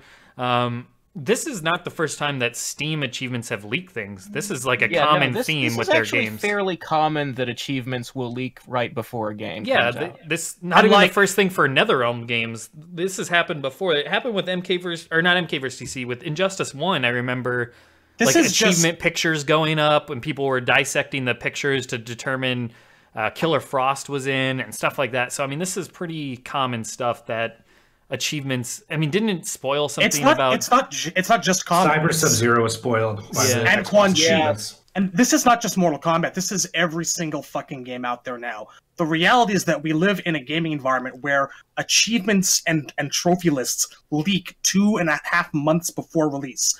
And I want to say this, they have to know. They had to have learned from the Cyber Sub and the Quan Chi thing. And we didn't get any characters spoiled for us through the MKX trophy list, if I'm remembering right. So I'm running under the assumption that these characters are on this list, and they know it's going to leak, and they don't care.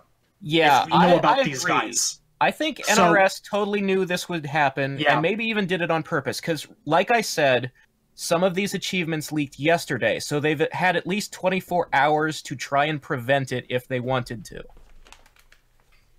Yeah, what happens is essentially, when a game is submitted, you have to submit everything about it, a trophy list, and these things get, I guess, sent out from Sony to their official sites, and it kind of goes from there. So, the developers aren't really responsible for this. This is just kind of a thing that's inevitable that happens when you're sending a game to market. This is what... It's unfortunate, but yeah. And for the record, I just want to say my own piece that, the base roster of a fighting game, the fact that it's this culture thing to keep it a secret and reveal characters one at a time, I've always kind of thought that that's a little anti-consumer, that you should be sure of what you're getting when you go to buy the pre-order. Like, I feel like we should be at a point in society where we just stop hiding that shit. Like, if there are hidden characters, keep them hidden. But the base 25, we should already know by now. That's the way it used to be. Like, when I saw the write-up in MK3 back in the 90s, it had a picture of the select screen in the write-up. Yeah. So, there were no secrets back then. Well, here's my question. Again, that's an arcade release, the point, too, so it's a little different. Here's my question. The point I'm making is, like, these people that you're going to see on the trophy list and the achievement list, that's who they don't mind you knowing about. So, worrying about, like, people like Shang Tsung not appearing on this list, I wouldn't start worrying about that at this point. Well, there's plenty of time. The other thing I want to say is just to be specific. So, Aaron, Jade, Kodal, Frost, Jackie, and 3 new characters. Add to that Scorpion, Sub-Zero, Raiden, Sonya, Baraka, Scarlet, Geras, Cabal, Kano, Devorah, Liu Kang, Kung Lao, Kitana, and Cassie. We're at 22, basically. That's 22 right there. There's only 3 spots left. And we're pretty sure Johnny Cage is in. Rain's got that picture on the menu. And we saw something about Noob Saibot in the Towers of Time. You also got to figure in Shao Kahn. Is he going to be 26? Well, Shao Kahn is probably number 26, DLC. And Kronika's not playable. So there's your roster right there. Now, I want to bring up an important point. We have a game that has Jade and Noob on a roster and no Smoke. And to this I can only say, fucking Christ, Jesus, goddamn, fucking fuck, shit, fuck, damn, I need a cigarette. I'll be right back, folks. Ah! I fucking told you. Well, I hope he's all right. I warned him we weren't getting Smoke on the main roster. I would like to expand on what Shad said. So, as long as that's related to that. Yeah, I mean, if this is true, that means there's no Smoke, there's no Nightwolf, and there's no Li Mei. So, if someone's written up this list, I'd like someone to post it somewhere, or if it's already been posted, send it to me. I have it for you. Hold on. What I'm going to do is I'm going to, at least for now, pick a main from this list. But I'm still open to the idea maybe there's more roster slots than 25.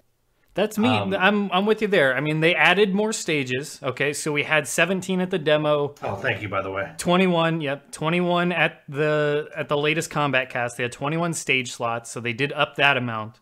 And it's just, look, the 25 doesn't have to be. Yes, oftentimes what we saw initially for the stage select was what we ended up getting. So I wouldn't expect more than 25. That's dangerous to your hopes and all that. You're gonna potentially disappoint yourself. But there's still several characters that are highly rumored that I would not be surprised to see that go beyond 25 or 26. Because I mean, like we talked about, you have your Noob, your Rain, Shang Tsung. Just those take you further than 25 already, unless one of them is saved for DLC.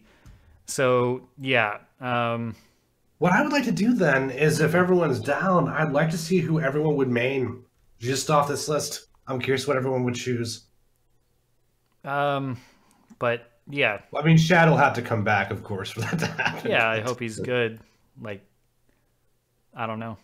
He'll make it through the night. I don't know if he'll ever be good again. I just, hey man, there's that may not have been Smoke related, but I hope it was. Smoke is dead. Call him Devorah. I see what you did there. Anyways, as far as that, but no, I hope there's more to it than this.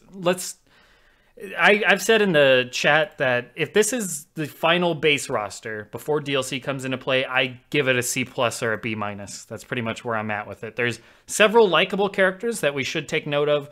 You have your Barakas, Scarlet, you have Shao Kahn, Jade, Frost, Cabal, Aaron Black, Kodal, Noob Saibot potentially, Rain potentially. So I mean, there's still a lot of fan service being given on characters, especially like the ones that weren't in X, like I was mentioning. So there's several fan favorites that did make it on, but I hope to see more. And I know we're gonna get more through DLC, but I do hope at least 2 or 3 more make it onto the base roster. I'm still of the opinion that for that select screen to look correct to me, if you want to round it off to an actual rectangle unless we are fitting with a diamond shape, which I've tried to make that like a mock-up on how they're going to add DLC with the diamond shape, and it just looks like really super odd to me and super weird that I don't think they're going to stick to it. There's really no way to make the select screen look good unless you get rid of that bottom box that's all by itself. Right, and the best way I found was just make it 5 by 6. You do 6 characters across, 5 down, and that way you have 30 characters base roster. That would be included with, like, Shao Kahn would be included that. So you get 29 plus the pre-order DLC, 30. So that means it's only 4 more characters than we're currently thinking they're going to be, plus Shao Kahn. And that doesn't seem completely unreasonable. It's possible they're saving some as secrets and hidden characters. That's perfectly fine. So then that would be a base roster of 30. And then you can add DLC Wave 1 and then DLC Wave 2 underneath that of 6 characters each. And then you have your select screen doesn't have to move and change when you add DLC. Then you just add a new row on the bottom and then add another new row below that when you add another wave of DLC. To me, that makes the most sense. They have confirmed there will be hidden characters. And the developer who said this, I'm not sure who it was, because when I saw the tweet, it was just their initials or something. But some devs said there will be hidden characters, and I don't know whether to trust the fact that they used characters, plural or not. But I will say, I think Shang Tsung, in particular, is much more likely to be hidden than to be first wave DLC, just because that shot that they showed us in the very first reveal trailer of Liu Kang throwing a flaming skull is still really bothering me. Like, why would they show that clip unless it meant something? Oh boy. I'm back. I'm okay. Okay. Hey, Chad, we're going to ask you to pick a main based off the suspected list we got so far. I do not like that select screen. Do not give me 2 characters sitting there by the bottom. They're not even in line with the other ones. That bothers me from an aesthetic standpoint. It just looks hideous. So please do not give me that. Do not give me that. For the record, in the build they played on the Combat Cast, Geras is no longer in the bottom box. That box is now empty, and Geras is next to Scorpion. Here's my mock-up that I've made just because it's the way I see it. I hope this is the case. This is why I hope we get 30 characters base roster. Because to me, this just looks... And obviously, if you're listening to this on the download, you don't know. But hey, perk for being in here live. That is what I want. You can fluctuate the characters. Some of them might not be there. That's fine. But to me, that makes sense. I do not want... Dear God, I do not want a oblong character select. That would bother the hell out of me. It just looks so odd having those characters down there. And yeah, but regardless, these things. As far as picking a main, out of all of that, Frost, obviously. Frost for me, 100%. Not even, unless she turns out like something that's just completely not my style. Maybe she turns out extremely slow, which I don't know why you would make a female version of Sub-Zero slower than Sub-Zero. That would be weird, but I think to differentiate them, you make her very quick and nimble, like females typically are, smaller frame females.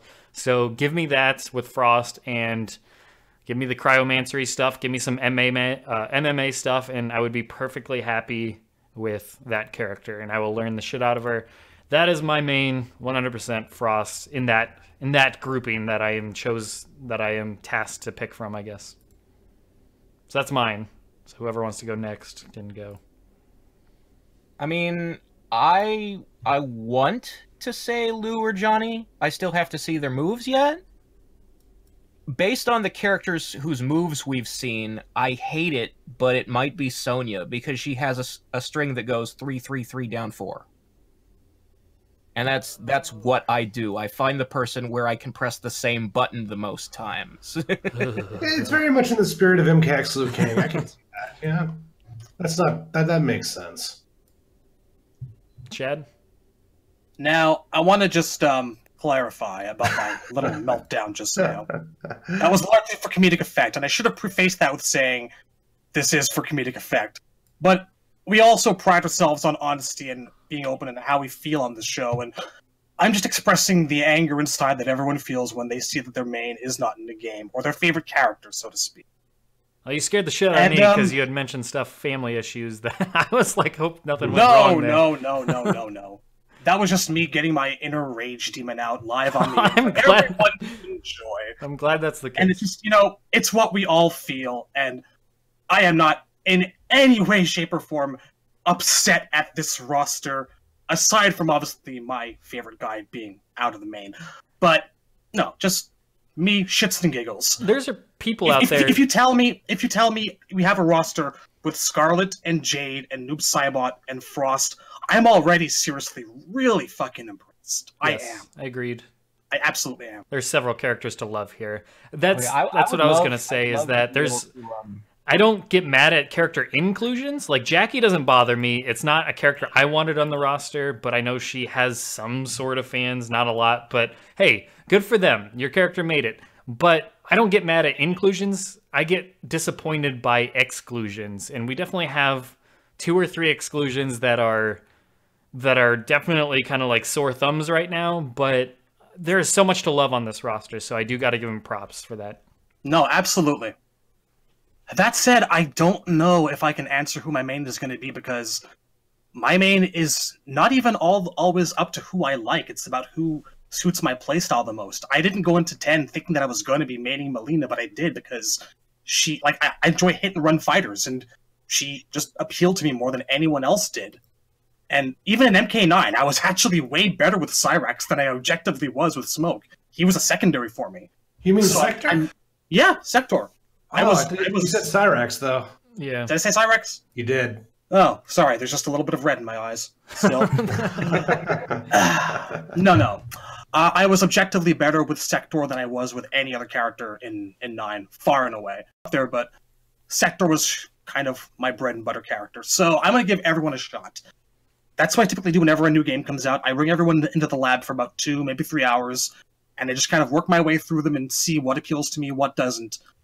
But it's going to be hard for me to not try to latch on to some more than others. So that said, I'm looking at Noob, I'm looking at Cabal, and I'm especially looking at Jade. I love playing Jade, and I always have. All right. Temp?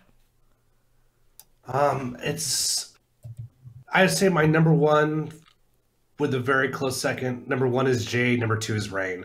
That's kind of what I'm looking at right now. Interesting. There's really no one else. I mean, the only other one is Cabal, but I would need to be in very dire straits before I mained Cabal. I've been training and running sets with Down 4 for 3 years now in Tekken, Soul Calibur, and KX. I generally don't main other people's characters. I try not to, at least.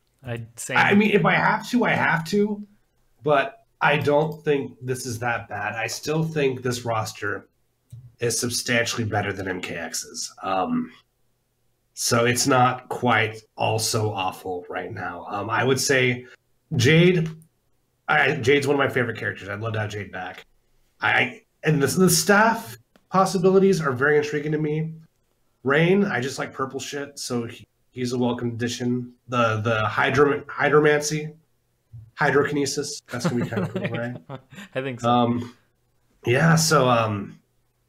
Jade right now, followed by Rain. Those are probably my Did you two say it was biggest better ones. than the MKX roster? This roster as a whole? Yes, I think it's significantly better. Yeah, I would give it absolutely. I would give it at least a full letter grade above MKX just on its base form, but that's before we even get DLC. I think when DLC is all said and done, we're gonna all be very, very satisfied with the roster. It may not be perfect. We still might have like a Fujin exclusion, but I think when DLC is said and done, I expect to be calling this a B+, A-, maybe even A. Like, I'm it's thinking good. I'm thinking A. It's hard for me to look at this and see a B right now. Yeah, once it's all said and done, because I think with DLC, I think we're getting. They made sure to make it a point on the Combat Cast to say there's a lot of fan favorites coming. Don't freak out. Don't be worried. There's a lot left to be revealed, and they are coming soon. So it's possible we get beyond these 25 or 26 too. It's possible we do get up to 30 base roster. That's not completely out of the question. If that happens, then this could go up in grade before we even get to DLC. But they also made sure to mention that DLC is going to continue on that trend of fan favorites, old fan favorites returning. So I would be surprised if Cyrax, Smoke, Fujin, even a Nightwolf, like if those characters don't make it in at all, I would be very, very surprised. I really would. I don't know where else they go. I'm looking forward to the DLC high as all fuck. I really am. Yeah. I mean, the nice thing about having a lame roster is only good characters are left for DLC. For the most part. You know what, though? Like, not a lot of people are putting Jackie on blast, and I want to bring up a point. I think it's universally agreed that out of all the combat kids, she was kind of the weakest one. And I don't think that they'd be bringing her back and leaving, you know, Takeda and Kung Jin behind, unless they specifically felt that there was something there that they really had to work on and make another attempt at selling. Yeah, so I'm hoping for really good things from Jackie this time through. It's a redemption possibility, and that's what they should have done. I mean, that's kind of been our argument for 3D like era characters that didn't get the best show, or maybe they got an okay showing, but they could be so much more. There's so much potential if they were brought into a 2D game, so to speak, like a modern game. And I think maybe with not Cassie, but with Jackie, it's let's redeem this character. Maybe they're doing with her what they should have done with the others. Granted, Jackie did have her chance in a modern game, but still, the same ideas there. I hope that's the case, that Jackie's going to get a redesign that saves her. But I also think the fact that it's an MKX character getting that second chance shows just the favoritism that we as a fan base are not happy with when it comes to the 3D era characters. Maybe. Yeah. We'll see. Like I said, I think once DLC is all said and done, I think we're going to be very, very happy. If you compare this roster, all said and done, to MKX's roster after DLC, I think we're going to be much more satisfied. I could be way wrong on that, but it's already better, so it'd be really hard to make it worse than MKX's when it's all said and done. Noob Saibot and the likelihood that DLC or not Shang is in there somewhere does a lot for me. Yeah, like I said, I think if you had to ask me now, like, to put money on which characters I think we're getting when DLC's all said and done, I think Cyrax, Smoke, Shang, whether he's base roster or not, Fujin, I think those make it in. I think they do. I think the characters we're really pulling for most do make it in. And I think we're going to get a couple surprises too. I think someone like a Serena, Li Mei, Ashra, like they got to hit, or Reiko, they're going to hit those characters eventually. Some of them at least, maybe not all of them, one or two of them, a Havoc, like we can't, I highly doubt through DLC we're going to get just trilogy leftovers. I think they're still going to want to provide some sort of mix. So, yeah, I think we're going to be very happy. Sorry, Temp, go on. Well, I was just going to say that now that we have this list, and my gut tells me this list is pretty much right. I do think there's a very strong possibility we'll get more than 25, but I don't think there's anything incorrect on this list. So I'm hoping, with the existence of this list now, I just hope we can finally stop talking about the roster. I'm tired. Dude. I'm so tired of talking about the roster. Me too. That's why I'm hoping... It's like Li Mei, Nightwolf, they're not in. Fine. Let's talk about real things. Let's talk about... God, next episode, we're getting another character reveal. Let's just talk about that. I don't want to fucking talk about the roster. Dude, I hope more than anything. Okay. In the next day, the rest of this leaks out, or not leaks, or gets put up or whatever, so we can just be done and get a final base roster confirmed. That would, more than anything right now, that would make me very happy. If there's anyone, I actually think that there should be some worry about now. I'm thinking it's probably going to be Rain. Because... yeah, I feel okay about Rain. I'd be very surprised. I feel like Rain is in. The only person of those three that are maybes, Johnny Cage, Rain, and Noob, that I feel like I'm worried about is Noob. Nah, son. See, I think out of Noob's fine. Noob's fine. We've had a bunch of debate about how seriously can we take the fact that Rain is in a picture on the menu. I'm 100% in on that shit. We're talking about base roster, right? Like who we're worried about making base roster. Yeah. Base roster, like we're talking about maybe like what, a spot or two being unaccounted for. Like Johnny, Rain, and Noob. Yeah. One of them has to go. I would say Johnny is the most likely to go, my opinion. I'm thinking Shang is in there. I'm really thinking true. Shang has to be in there. Shang is on that list too, that short list. Yeah, we don't even have him on that 26, so he goes to 27. In that list of characters that were unknown and unlockable, like MKX gave us Shinnok, but they didn't leak him on the trophy list like they did with Cyber Sub and Quan Chi. I feel like that's where Shang's going to be this time through. You know so what? If this entire list shows up tomorrow with a bunch more achievements and we don't see like the letters SHA, I'm not even going to be worried. I can't imagine like Shang being in this game, having a major part, like some of the rumors are saying, and him out of all people, after all the hype about him coming back, not base roster. I can't see it. I would be shocked as well, more than any of the characters. But Kolbs brings up what I was about to bring up, is that what that Conquered screen or whatever, the art that we all assumed was Rain. Yeah. What if it's one of the new characters that we just don't even know about, like the CET character? Why would the new character look exactly like Rain, though? From behind at a very far distance. I mean, no, it's not I like don't think it's debatable. That guy has his hair and the bun's the giveaway. He's got purple and black and gold. That's fucking Rain. It's not even the purple. It's the bun. The bun. I'm just saying. Yeah, the bun is the thing. Whatever. The bun and the fact that he's got a thief mask. Like there's tied on the back of his head 2 strips, like a headband and a mask. All I'm saying, what if he turns around and he's got a Cabal mask on? That's all I'm saying. That's done.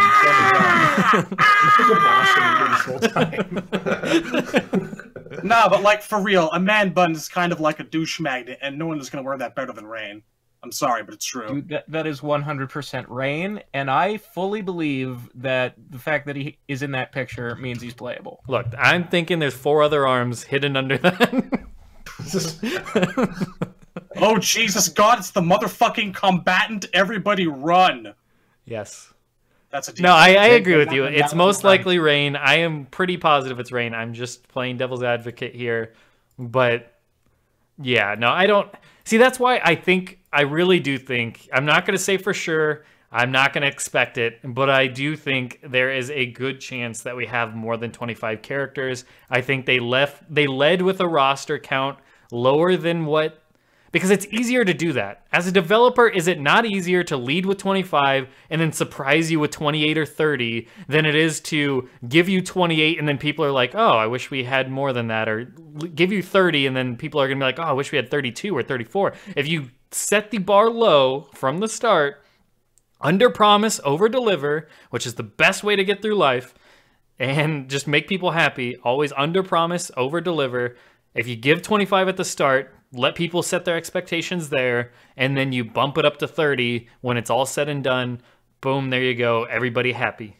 The reason I think that's what's going on, and I'm not sure, but the reason why I think that is the case is because that is exactly what they did with the stages. And the stages is even more peculiar because they didn't even wait like a month.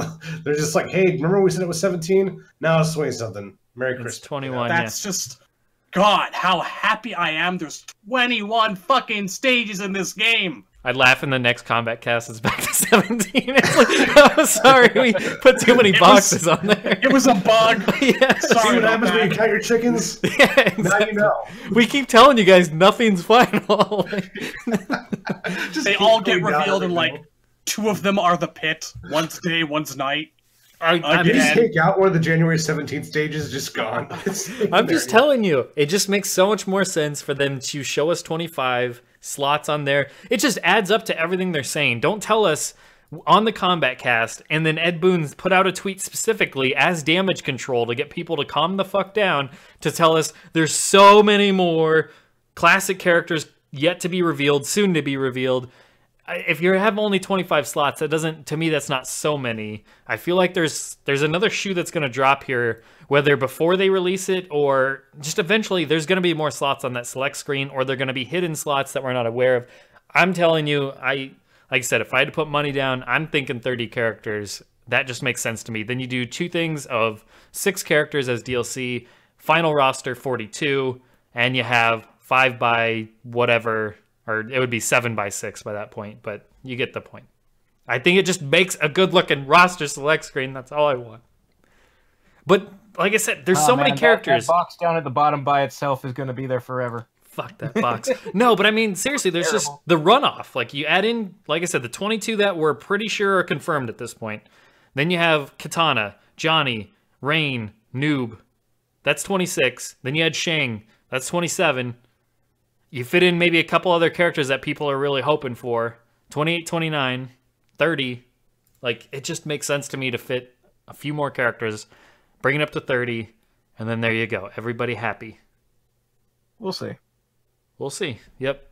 I mean, that's the best part. We keep saying it is we don't have long to see. Thankfully, we do not have long to figure all of this out. I just want to know it. Like I said, the best thing that can happen right now is tomorrow we get more of those Steam leaks on there, and then we get the rest of the roster filled out. We get like 7 more people listed, and then yay, we're all happy.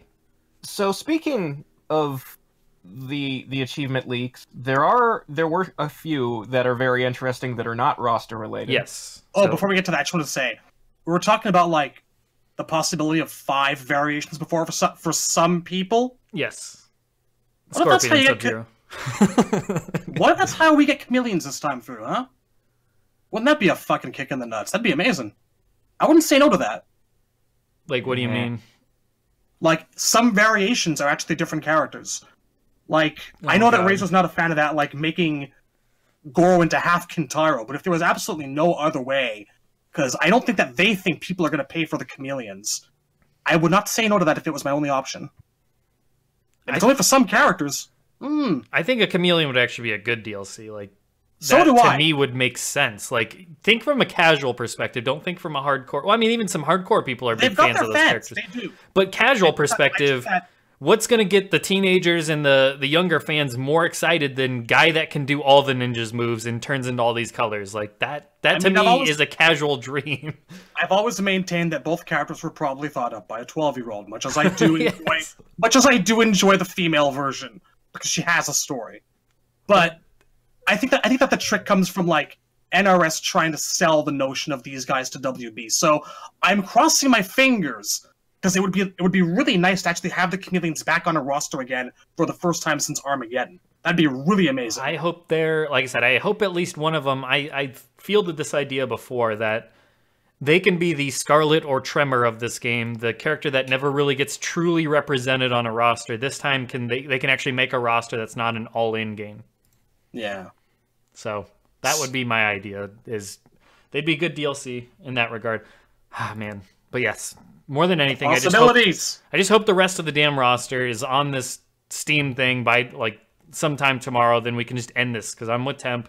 I just want to know the characters in the game and not talk about it anymore, so that way I know what I can be excited for or what I'm not. Like, that way I can just move on. Even if it's disappointing, then I'm like, no more false hope bullshit. So regardless, as Razor was alluding to, there is a couple more pieces here. Yeah, we got some interesting fucking tidbits. So I'm going to say let's start with the one that's crypt related. There are spearing bodies hanging in the crypt. So you got to spear 50 bodies hanging in the crypt. So that's interesting. And also walk 5 miles in the crypt.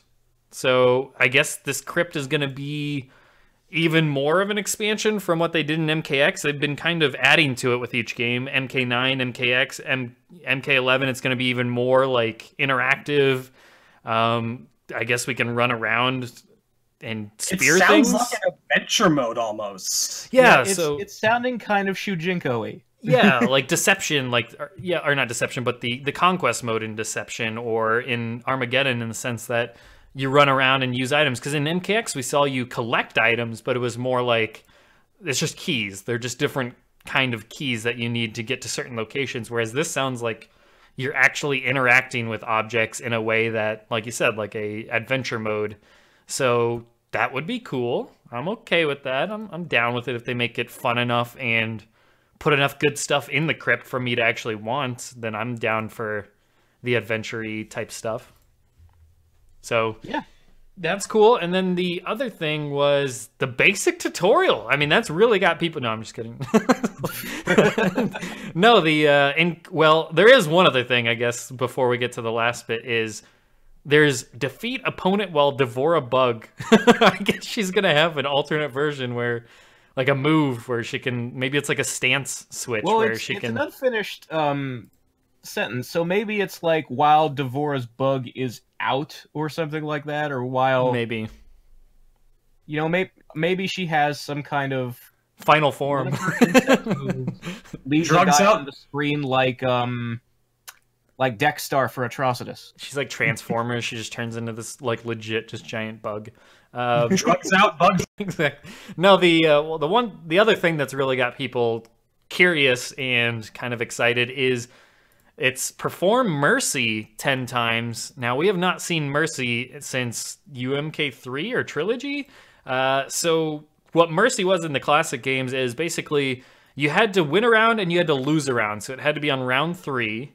And you would perform a Mercy by holding run, then ducking 3 times, then letting go.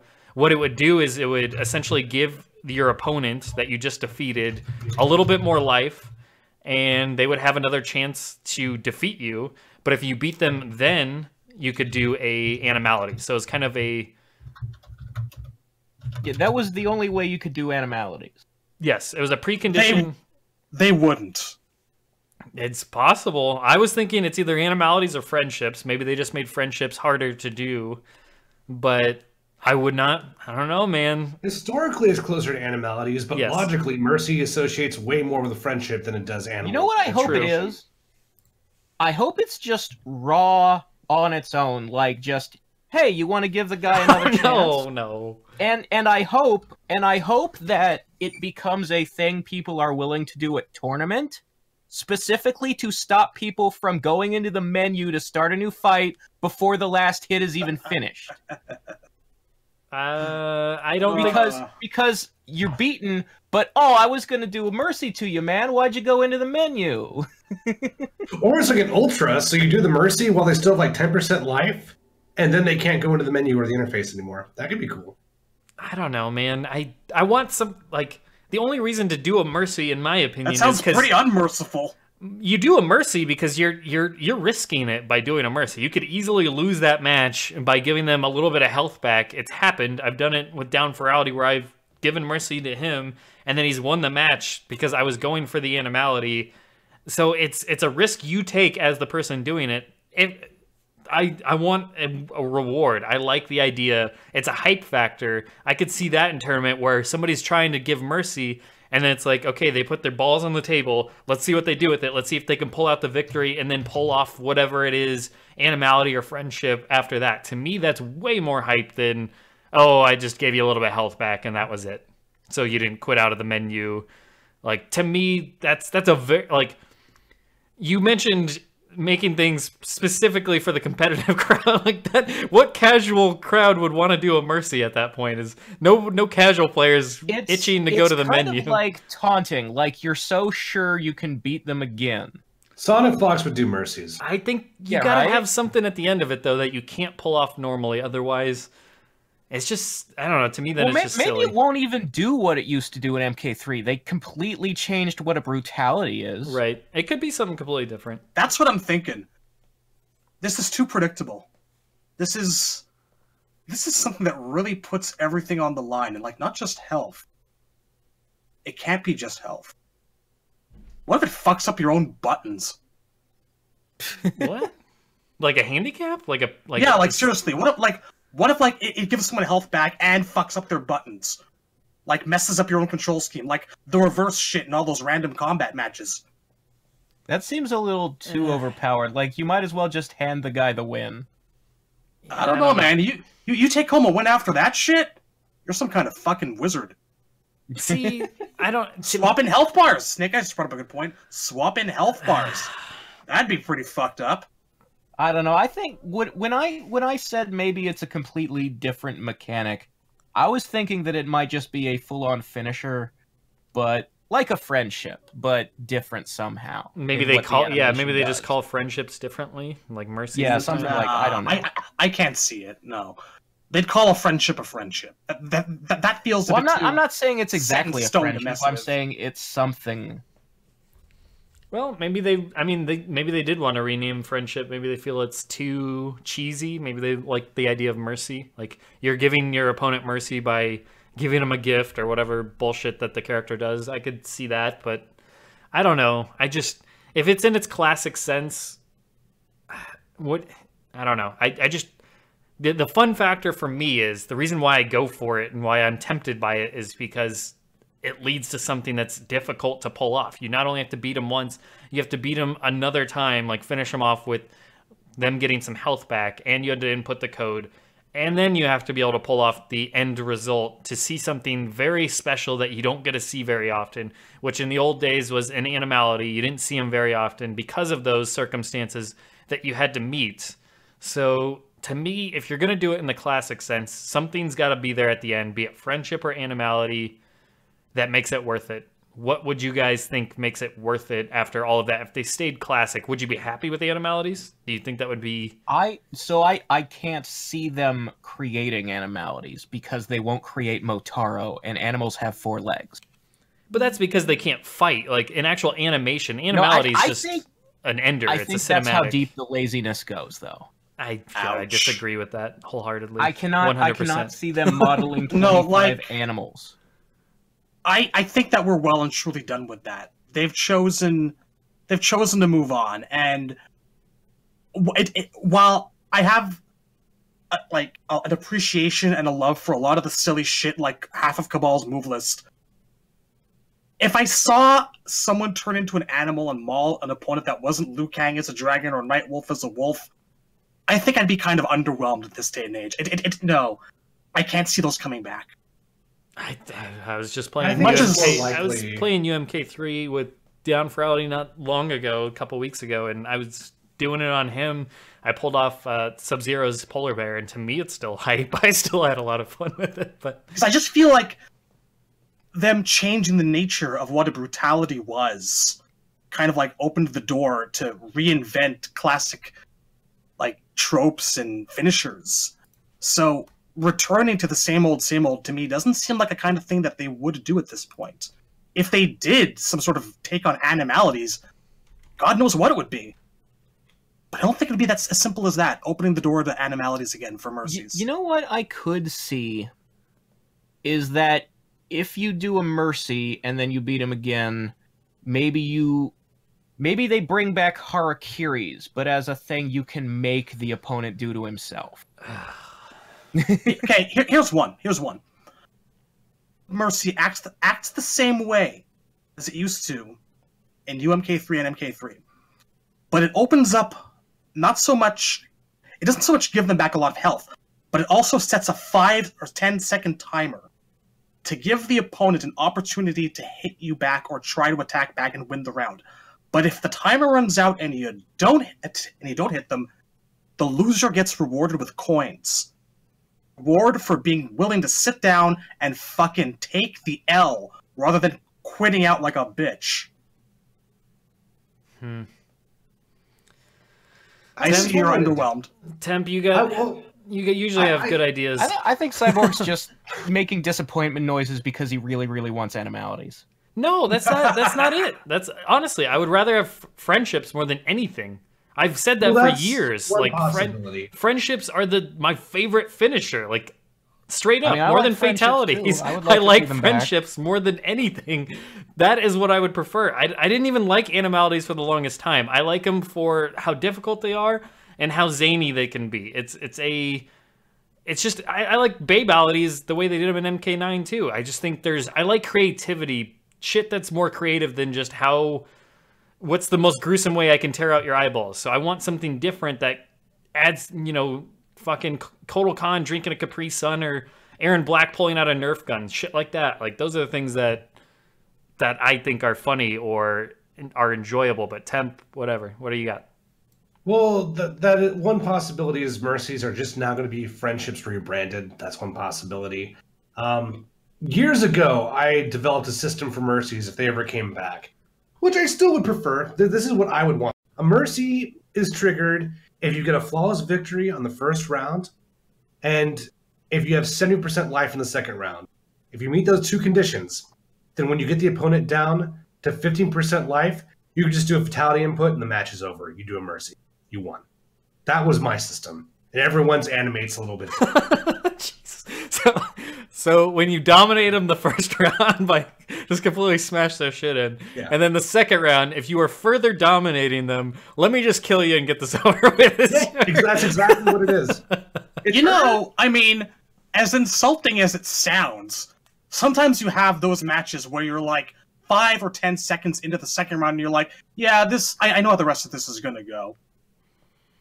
I mean, I see it in theory and concept, but like to me, that's just even...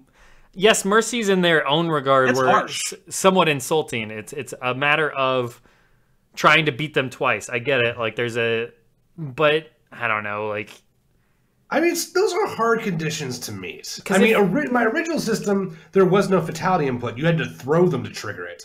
But I'm like, no, it's dumb. I guess I already got the flawless, so fuck.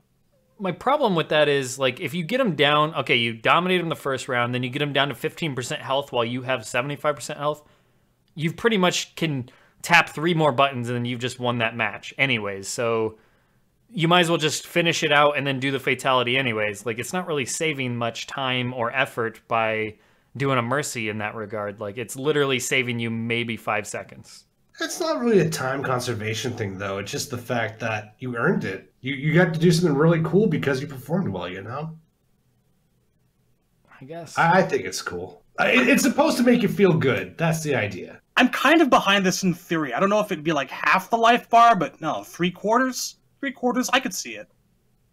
Yeah, well, remember, you still have to get the opponent down to 15% in the second round. No. So you have a lot of headway. And once you get to the third round, it's not even a possibility anymore. You cannot do mercy. So is this a unique fatality that you only get by doing this? I mean, fatality is the wrong word. A finisher. It's a unique finisher you only get by doing this. Okay, then I'm more on board with that because you won the head or something. Where you lost me was just doing a normal fatality 5 seconds sooner than you normally would have anyways. That's where I was... No, it's not literally a fatality. It's just you do the fatality inputs. The input's a fatality input. You do like forward, back, forward, high punch. Yeah, you can basically just end the match with a fatality input, but you're doing something unique, and it can be fun, like just patting him on the head like you tried. I get you. Yeah, and Reptile gives you like a birthday cake or something. See, okay, you won me back. I'm on board now. No, I mean, if we're still laughing at a friendship, I'm in. No, it's like a brutality, but friendship. I like this. I like this concept more. And it is, like I said, the only problem I had with it is it's the idea that it was just going to be a normal fatality that you could do anyways in 5 more seconds. To me, it's not special at that point. You're not doing anything that you normally couldn't. Gotta hold up to the name for sure. Yes, I want it to be something unique. Whether you're killing them or giving them a birthday cake, doesn't matter. It needs to be something unique that you can only do by meeting those standards. I'm okay with that. The important thing is that the match is over, though. That's the most important part. Because there's no coming back. I want to see patting you on the head. You tried. Give you a cake that just says you tried. You did your best. I like the you tried part. That's good. I see.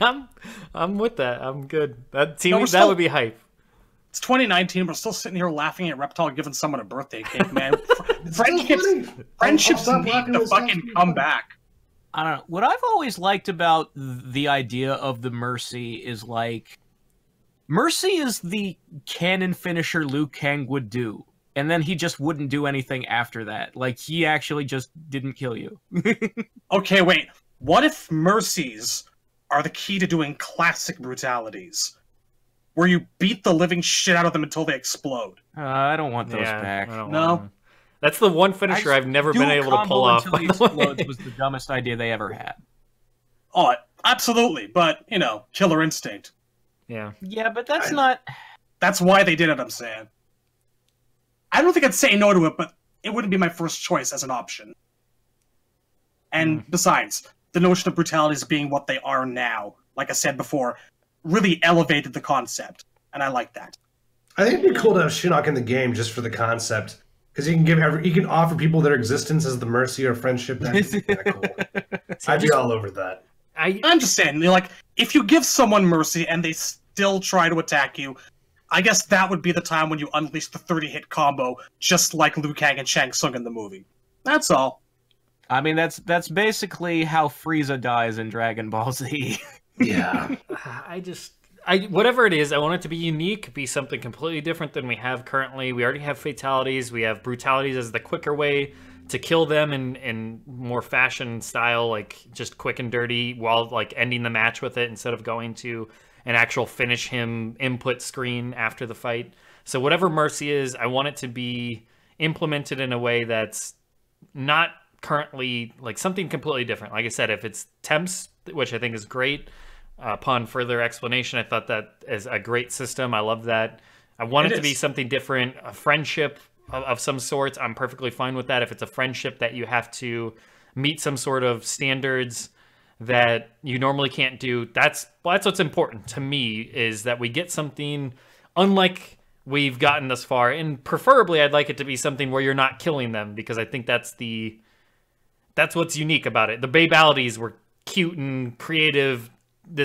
They're taking these characters' personalities and powers and using them in a way that normally isn't done. That's, to me, what's exciting about a Mercy or a friendship possibility. So that would be my preference. There's another part to that, too. You can, in theory, parry the Mercy. Because let's say you're at 40% life, right? And the other guy is at 76% life. That guy could be like, all right, well, I met all the conditions. I'm going to do a Mercy now. He does the Mercy. And when the Mercy animation begins, let's say there's a 17-frame window. And you have to do 9 inputs. If you can do them fast enough, you can actually thwart the Mercy and get life back. So maybe that's an idea, too. I'm just glad you didn't say you're going to kill yourself. No. I'm not a big Harakiri guy. I'm not either. I think they're stupid as hell. They defeat the entire purpose.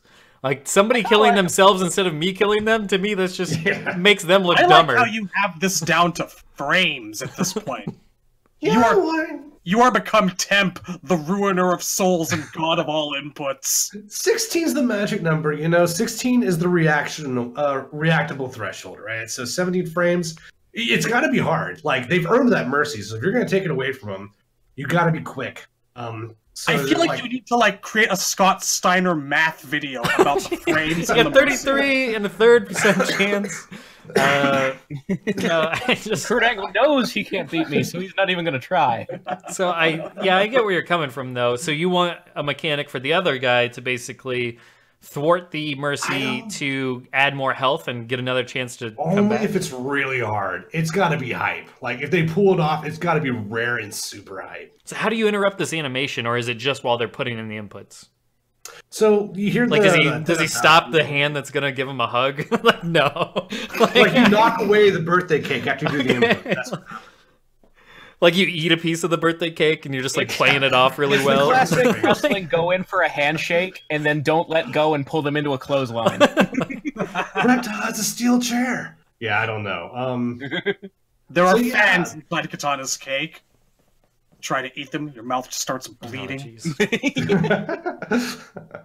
Scorpion's Jack in the Box has like 2 levels of crank to it. The second bites off your head. You get, oh man, now I'm excited for things that we probably won't get. The Mercy. I hope it is creative, because they blew us away with brutalities last time with Mortal Kombat X, so I'm really hoping the Mercy, whatever it ends up being, is something that we all are really hyped and is the new brutality, in the sense that it's not going to replace brutalities. Obviously, brutalities are awesome on their own, but I want it to be something new that we weren't expecting, or as something that Temp laid out that's really cool, in a sense that, or even like a friendship. Like, as long as it's something new in approach, then I would be very, very happy and satisfied, and I will probably go for those more than anything. That's what I do with brutalities generally. I don't even go for fatalities, so... yeah. Exciting. Any other thoughts on Mercy or otherwise in this list of achievements? I mean, I'm just still thinking about the possibilities of like running around in a crypt. 5 miles worth of crypt. Yeah, I wonder if it'll be first person or if you're actually playing a character. Yeah, I don't know. I feel like it needs to be first person, because if you're gonna introduce like another character, and they have that kind of Shujinko Taven problem where maybe kind of have to come and insert the reason you're spearing bodies is because you're Scorpion. It's like one of those $5 Steam games, like Crypt Simulator. Yeah, I mean, you want to skulk around in a crypt, but you don't actually have access to a crypt. So you play the Steam game, yeah.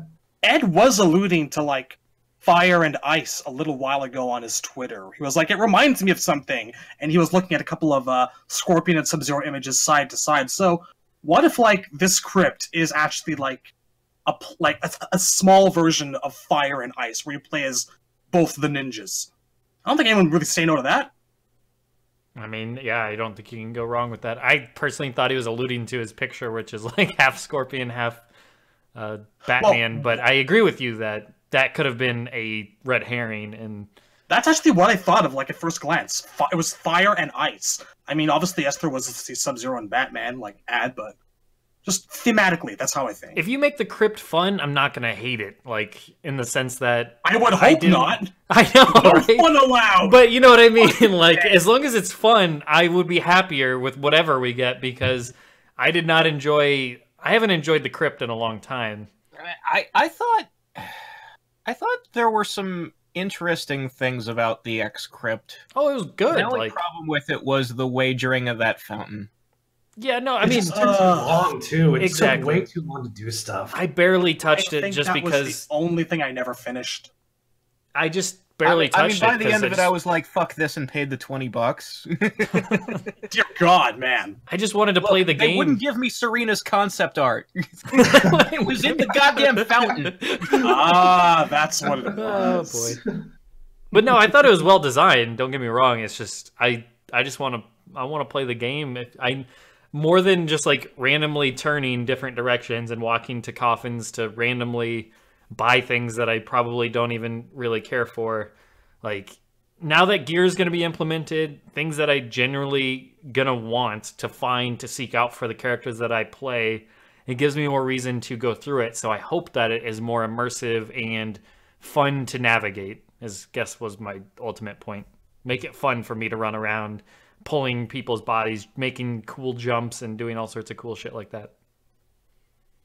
I mean, all I can ask for really is, I suppose, an updated take on Armageddon's Conquest that actually feels and plays like a normal game. Yeah, I'm not expecting anything huge out of it. I know we're here for the fighting game, but just let me run around and have fun. I can run 5 miles. I already know that. I'm already excited. Doesn't matter who I'm playing as. I mean, I don't know if that's 5 miles big, or if it's probably more like you have to run around for a while to accumulate 5 miles. That could be just running around in a 1 mile span. Probably not even that big, but you know what I mean. I choose to believe that this map. I choose to believe that this map is the size of Red Dead Redemption 2. Okay, that's probably the best way to do it. It's me and my 30 character roster. It's okay. Don't take this away from me. We all have our things. And now Mercy it's for good me. to have a dream. Now I'm dreaming that Mercy's we know Smoke's not on the main roster, so you've got to find something new to wish for. Just gotta keep bringing it up, don't you, Racer? Just gotta keep bringing it up. The knife has not been twisted quite enough yet. Maybe a few more rotations. How's Serena looking out for you, goddamn? Oh, I knew she wasn't gonna make it in. Yeah, at least I have to throw a toothpick at your face. Just let me imagine I can explore Outworld in all of its glory for miles and miles. I know it's not actually going to happen, but goddamn, wouldn't we all love that? Yeah, I mean, I think you're going to really like what it ends up being. So I think we all are. So I mean, what matters to me is still that, like, the content you get out of the coffins is actually, like, stuff I want to look at. Like, I haven't liked the actual content in a crypt since Deadly Alliance. Like, they peaked the first time. Yeah, everyone since has been slightly less interesting. That's kind of my problem, is that's why I had no desire to walk around the MKX crypt to actually, like, enjoy it, is because there was nothing in there for me to begin with. What I kind of liked about the MKX crypt is that it was almost like what it sounds like we're getting. Like, there were these areas that could have been story relevant, like Shao Kahn's tomb, and I wish it had been more of a thing. Yeah. So if that's what this is, that's exciting. If you could actually, like, learn things about, like, Outworld or the Mortal Kombat world or Shang Tsung's island while, like, exploring and you're not just opening chests, I could honestly ask for a little more. Yeah, it should be like Shaolin monks, running around locations and like finding hidden places. Like, if it's more like exploratory, then I'm on board. It's the idea that you're just on a flat surface, you know, turning left, then turning right, then going straight, then like that to me is boring. But if it's something where you can like wall run and do all this cool stuff to find locations and find hidden stuff, that's cool to me. That's why I hope pick that up it's skills to open up hidden areas and stuff, you know? Yeah. That's why I hope it's a third-person camera, because like that kind of action doesn't really work in first person. Sure. Third person makes more sense, and yeah, I hope whatever's in the crypt is worth finding. Like, if you put most of your gear in there, and I know that I can just grind coins and go buy the shit that I want to buy, then hey, I'm happy. I don't want to have to randomly open stuff and then hope I get what I want. Tell me I can play in an adventure mode as an MK character, and I'm happy. I don't care who it is. I know there are people who like games like Mirror's Edge, which is wall running in first person, but I feel like if I can't see the wall and my feet touching it, it's not really wall running. I love Mirror's Edge. It's camera shifting. Yeah, Mirror's Edge was tight. But any more stuff on, or any comments on this achievements list? I think we covered it all. No, I think we about got it. Okay, let's just hope we get. I just want the rest. Just let me feel. Let me feel how I want to feel instead of dangling, just hoping on a dream, hoping on a prayer. Anyways, on that note, questions. I mean, next episode we'll have a new character to talk about. We probably need to save questions for next time. Yeah, let's roll for what we have now, and then guys in the Netherkast Q&A room, just put them in there, leave them in there. We'll try to get to them all next time. I know you guys have a bunch. I don't think we even got really any questions. No, just kind of interacting with people. We've been getting a fair bit that we actually have not had time to get to, and I think there's a little bit of a backlog too. In theory, I don't want to now they're coming in, but we might be able to get to it sooner than next Thursday. It just depends how much time is available. We might be able to do like a mini question episode, but like you said, if we get the rest of this list, I am on board for doing an impromptu episode. But anyways, we can discuss that offline. Thanks everybody for tuning in to episode 103. It's always much a love. pleasure. Yes, and thanks everybody for listening live. We had around 30 or so people listening live, it seemed. So thanks everybody for coming out and listening to us on the Discord and interacting with us in the chat. It's a lot of fun. So if you are new to our channel, it's Thursday nights generally. That's when we record. Every Thursday night around 8 p.m. Central is when we get started. Usually a little bit after that. So come check it out and interact with us on the Discord. Once again, it's in the description, completely free. You can download it on your phone. You can put it on your PC in the browser, or you can put it on your desktop. Doesn't matter. However you want a Discord, that's up to you. But come check it out. Come join the discussion. Yeah, I mean, that goes for all of our shows. The Nethercast, Warrior Shrine, The Lost, Random Select. We use it for all of them, record live for most of them, and answer questions on all of them. So come check it out and interact with us. We love that stuff. So, and once again, check out our other shows. We got a Warrior Shrine coming up very soon.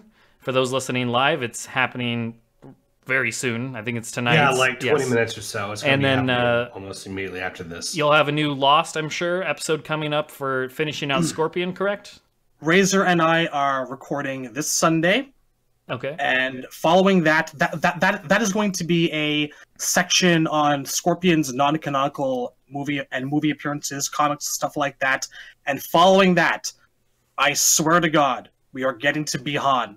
The Sub-Zero saga commences. We promise. Well, there you go. And yeah, they're almost done with Mortal Kombat 1 cast, so then they'll be rolling into Mortal Kombat 2 cast for those excited. A lot more fun characters to come, and then you'll have another random select, I'm sure, over the weekend for Down Ferality and I. We're not sure which character that we're going to cover next. I think the next really hype character that we haven't really discussed it, but getting Scarlet done is absolutely necessary. We just haven't figured out who we're going to have on for that episode, so we will figure it out. We know Brusk is a big fan of Scarlet. Maybe Temp has been talking her up. Maybe Temp wants to come on. We don't know. Depends how he's feeling, I'm sure. But yes, so you'll be hearing from us very soon. And yeah, so plenty of content coming from all of our shows. So thanks everybody for tuning in once again, and see you guys later. Nighty-night. Night, everybody. Take care, everyone.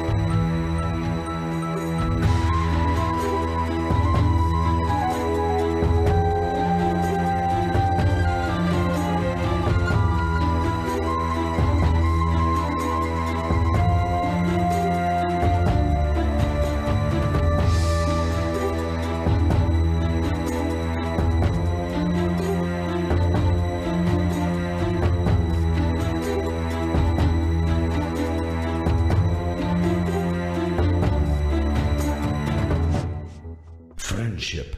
Friendship? Again?